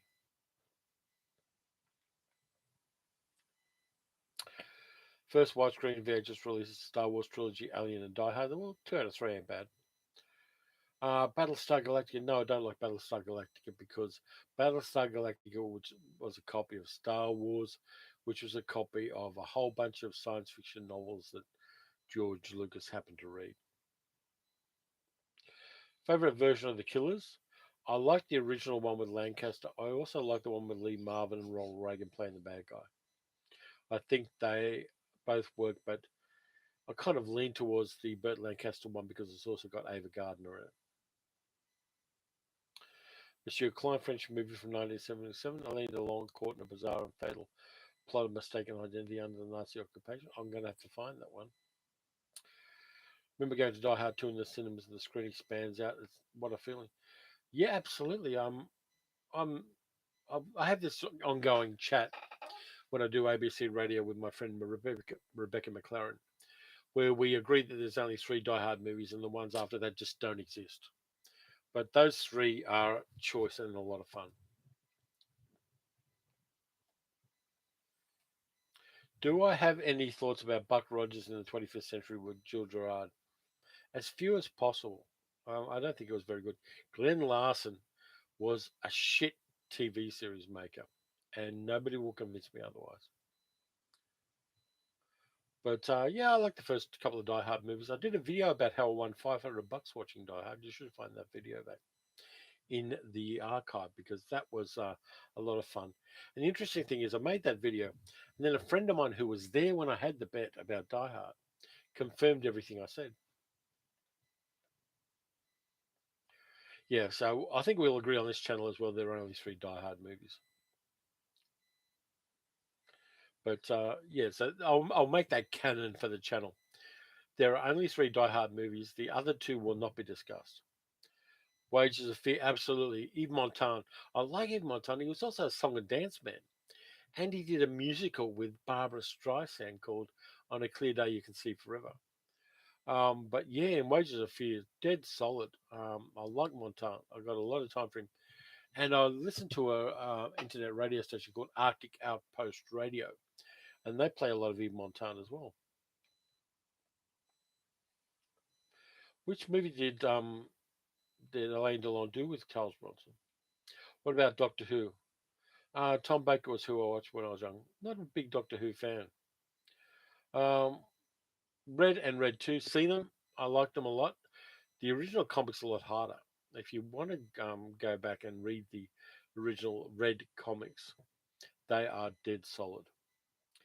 Do you rate the Express Fire one of the best spy movies ever made? I think it's a bit hard because spy movies go back from as far back as Spione by Fritz Lang in silent era Germany, all the way up to probably Falcon and the Winter Soldier. I think it's good. I think it really is. The Ipcress file is solid. Sidney J. Fury did some interesting things. Maybe about the same production company as the James Bond films as well. I think it's solid. But if you want craziness, $1 billion brain every time. Yeah, so just said that $1 billion brain. Suspiria, Tenebrae Inferno, said Dario Argento. I did a Suspiria video. You might want to watch that because there's a story with me and Suspiria. Go back into the videos and you'll see my Suspiria story. And I think it says one movie I could never watch. And there's a red background with my head in the front. Check that one out. Spy movies. The Spy Who Came In From the Cold. Yeah, good, solid movie. Richard Burton, who is a distant relative of mine. He's second cousin to my mum. But yeah, that's let's see. Alain Delon and Charles Bronson did a Jude Law, Farewell Friend. I haven't seen that. Bronson's a weird actor as well. He did some really great stuff, but he also cashed a lot of checks. Day of the Jackal, yep, with Edward Fox. That's James or Edward Fox, one of those two. Yep, and the Jackal with Bruce Willis. I like that too. I've got a vulgar pleasure for watching the Jackal because he gets to shoot Jack Black's arm off. But yeah, the original Day of the Jackal, solid thriller. Totally agree.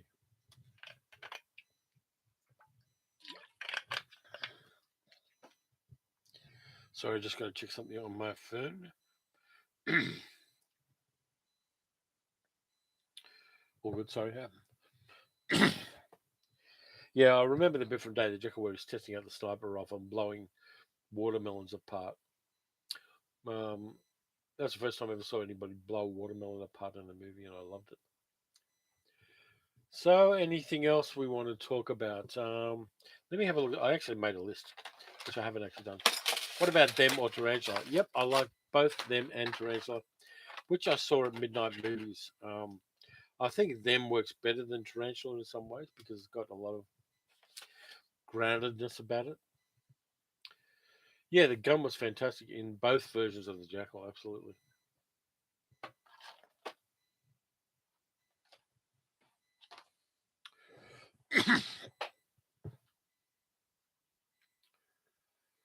What special box sets of a movie would I like? Um, I like Flesh Gordon with a Penosaurus on the front of it. Apocalypse Now Redux, total disaster apart from the French plantation scene. Yeah, I think you got to go old school with Apocalypse Now.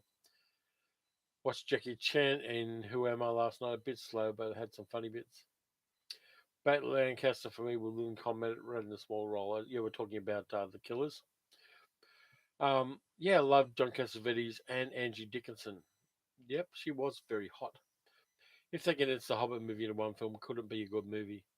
I was never a Tolkien fan. I tried to read The Hobbit at school, and I tried to read it since then, and it's just too twee and British for me. It just didn't work. Osterman Weekend with Rutger Hauer and John Hurt. Legacy with Catherine Ross and Sam Elliott. Stepford Wives with Catherine Ross. If you read William Goldman's book, um, Adventures in the Screenplay. You'll find out why the Stepwise doesn't work because he worked on the screenplay. That's an interesting thing. Jackie Chan, The Foreigner. If you want a Jackie Chan movie to watch, in the recent one, The Foreigner with Pierce Brosnan is a really solid Jackie Chan movie. But Police Story, Project A, yeah, they were totally state of the art at the time.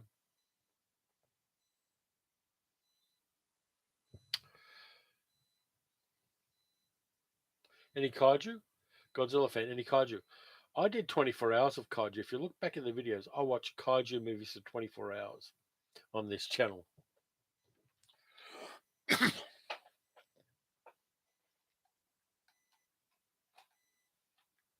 And you can watch that video. Let's see, I'm just reading through here again. Probably should have some like hold music while I'm looking up the stuff here so the channel doesn't look like nothing is happening.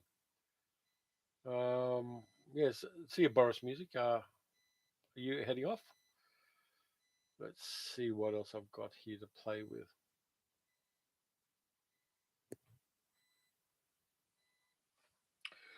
Any Tetsuka fans who like the original animes? We were talking about those earlier. I've actually got a little bag based on an Osamu Tetsuka hidden gem, Princess Knight. I've actually got a little bag that I picked up in Tokyo based on that, which you store your train passes in. There's a little zipper in the side of them. In Japan, you store train passes in. But yeah, I picked up that just because I like Tetsuka. It was at the Tetsuka store in Tokyo, and I just keep it on the desk because I really like it. Yeah, I want to see Kong versus Godzilla too. That's another thing I want to see. Jackie Chan had almost broken all the bones in his body and he's still alive. Yep, he's kind of like the $6 million man in a way, isn't he? Love all the giant bug movies. Deadly Mantis is one of your favorites. Yeah, yeah. I mean, the giant bug movies are a lot of fun. And there's even a movie called, and this is a real obscurity from 1965 called "The Secret of My Success" with James Booth and Honor Blackman. And you get giant spiders in that movie as well in a really weird context. So you should check out The Secret of My Success, which is not the Michael J. Fox movie, but it's one from '65. If you can find a copy of that, you're going to do well. Oh yeah, Doug McClure. I love Doug McClure's Amicus Hidden World movies. They were a lot of fun. Also liked him in things like the TV series Search. He was fine in that series as well. Never took himself seriously as an actor, but I really liked the work that he did. You're born in 1965, Echoes. Yeah, I'm a little bit older than that, but totally understand where you're coming from when it comes to movies and things.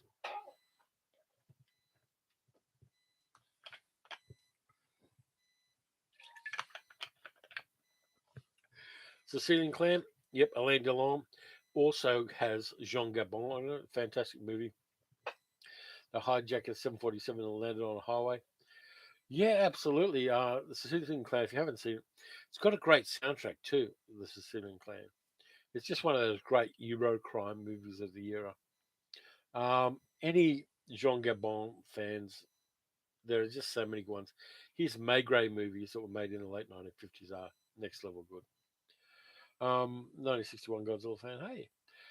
Brian Cowan, I participated in a poll which rated the best war movies in the final. Battle of Britain narrowly won over Bridge Too Far. Do I agree with the result? Um, I would go with Paths of Glory and a few other films like that. I did a video about a movie called Went the Day Well, which is a really good World War II movie that was filmed at World War II. Echo says in Germany we had only 3 TV stations until the mid 1980s. Yeah, we had 4 because we had a government station as well. But the pain and the struggle were real. Absolutely, there weren't enough TV stations, and before video technology came along, we were really suffering.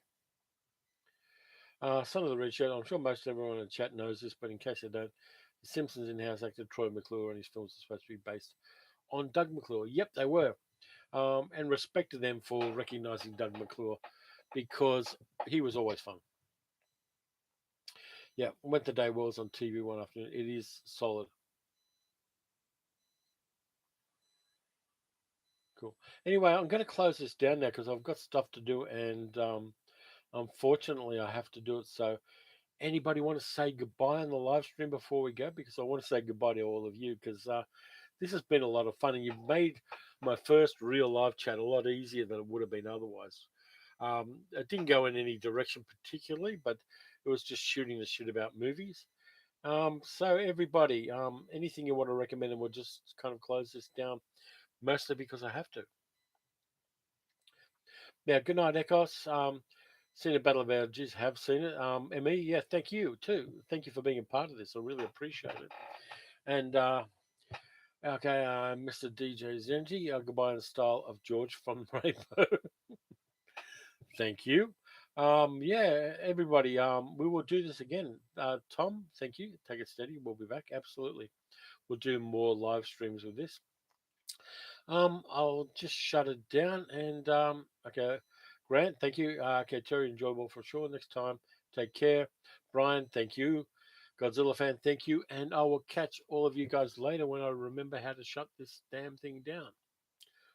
It says end stream at the bottom of the screen. Okay, Cinema Collector, love the topic. Thank you. Hope it will come again. Have a great night. I will have a great morning because it's 11:14 a.m. here. But thanks a lot, guys. Take care, and we will be back.